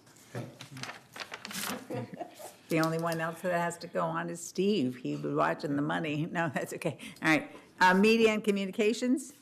well, there's one thing, because this has come up before during this meeting today. People are concerned about what the truth is in the community, and so the Media and Communication Committee somehow has come up with this new feature that you can see on our website called Scoop. And Scoop tells you the truth. So if you have any questions, you go to Scoop and you get scooped on the truth. Is that on our website already? Yes, it's on the website. I think there's a story on Pool and Clubhouse 4, and I think there's one on pickleball. So you can find the real story about pickleball and the Clubhouse 4 pool. Okay, that's excellent. And the mobility and vehicles, anything to report? Yes, I'm going to be very brief because Bert told me to. We had a meeting on the 7th, February. Judith Troutman is the new chairperson of that committee. Bruce Hartley gave his staff report on the bus system, and Donna did a very good job of describing most of what he said. The one interesting thing that he presented in his statistics is that for 2017, we had over 170,000 rides. A lot of people complain about the bus system running around with just one person in it. That averages out to about 14,000 rides per month, and obviously some months are more busy than others, but that's pretty significant. At least it was to me. We also the committee approved hand sanitizers to be put in the buses at the request of residents. And the committee is going to make revisions to the committee's charter at the next meeting, which is April 4th at 1:30 PM in the boardroom. Thank you. Thank you very much, Roy. All right, the Security and Community Access Committee, who is on that? John? I'm on it. Well, maybe there isn't, no, because there wasn't any meeting. The next meeting is February 22nd. Exactly. Okay. All right, and the Disaster Preparedness Task Force also, that will be meeting on the 27th. All right, so that is the report on all of the different meetings. And at this point, I would ask any directors who have a comment to make your comment, and then we can, I can recess this meeting to go into closed session. So Bunny, anything except welcome back? Thank you. I only know how to say Mele Kaliki Manka, and I think that's Merry Christmas, so it doesn't matter, because you were in Hawaii, right? That's all I know. So that, I'll have to wait a few months. So John, anything? Scoop, we always tell the truth here at this board meeting. All right, so where's Scoop? Okay, good. Steve, James? Nothing. Yeah. Lori, I just wanted to say thanks again. It's been a pleasure, and thanks for all the hard work you've done for this community. Your name is brought up in many different conversations, and a lot of people have said they're really going to miss you, so thank you. And unfortunately, your going away blast is at the same time as our executive hearing, so some of third board, well, you could drift in and out if you want. It's up to our chair. Okay, all right, Bert? I want to second those comments, or third them, for Lori. Thank you very much for all the help you've given us, Okay, and good luck. Susie? Jules? Yes, and this is a serious matter, and it follows up on what Director Tung was talking about. I suppose it's understandable that as we get older, we become more and more concerned with water leakage, but we have... But no, I'm talking... I'm talking about the water leakage that James was talking about. We have a really serious problem. Governor Brown has recently undone the water crisis. He took us off the drought emergency in April. In May, we had saved roughly 20% of the water we used from 5 years ago. In June, the savings were down to 17%. In July, 15%. In August, 14%. In September and October, 8%. And in December, 2.8%. You can see where this is going. We are heading into a real major drought problem. The Sierra snowpack is 22% of its historical norm. The average, we've had virtually no rain this winter. We are heading for a serious, serious drought. All I can urge people to do is to redouble their efforts, because we've done it before. We were able to get much better than the average. When the state average, they requested 25%. We were at 27 or 28%. We can do it again, but we really have to concentrate on it. We should use low flush toilets, use the dishwasher only when it's filled up. I keep saying we should take shorter showers. We could take a shower and save 15 gallons of water just by putting the water on, wetting yourself down, soaping up, and rinsing yourself off. And in addition, you get the great advantage of not using hot water. It actually increases your immunity. And since there are going to be 3,000 Californians dying of flu this year, if you can increase your immunity, you have a better chance of surviving. So Jules, I is urge this- people to do that. So Jules? Thank you. Thank you very much. Did you ever write your article with all of your hints to save water? I'm still working on it. Okay, well, we Thank you have for to- I reminding had me. Yeah, something well- in the breeze, Oh, this right, issue. but Jules is supposed to. put Rosemary, can I something- make a, also on the same line?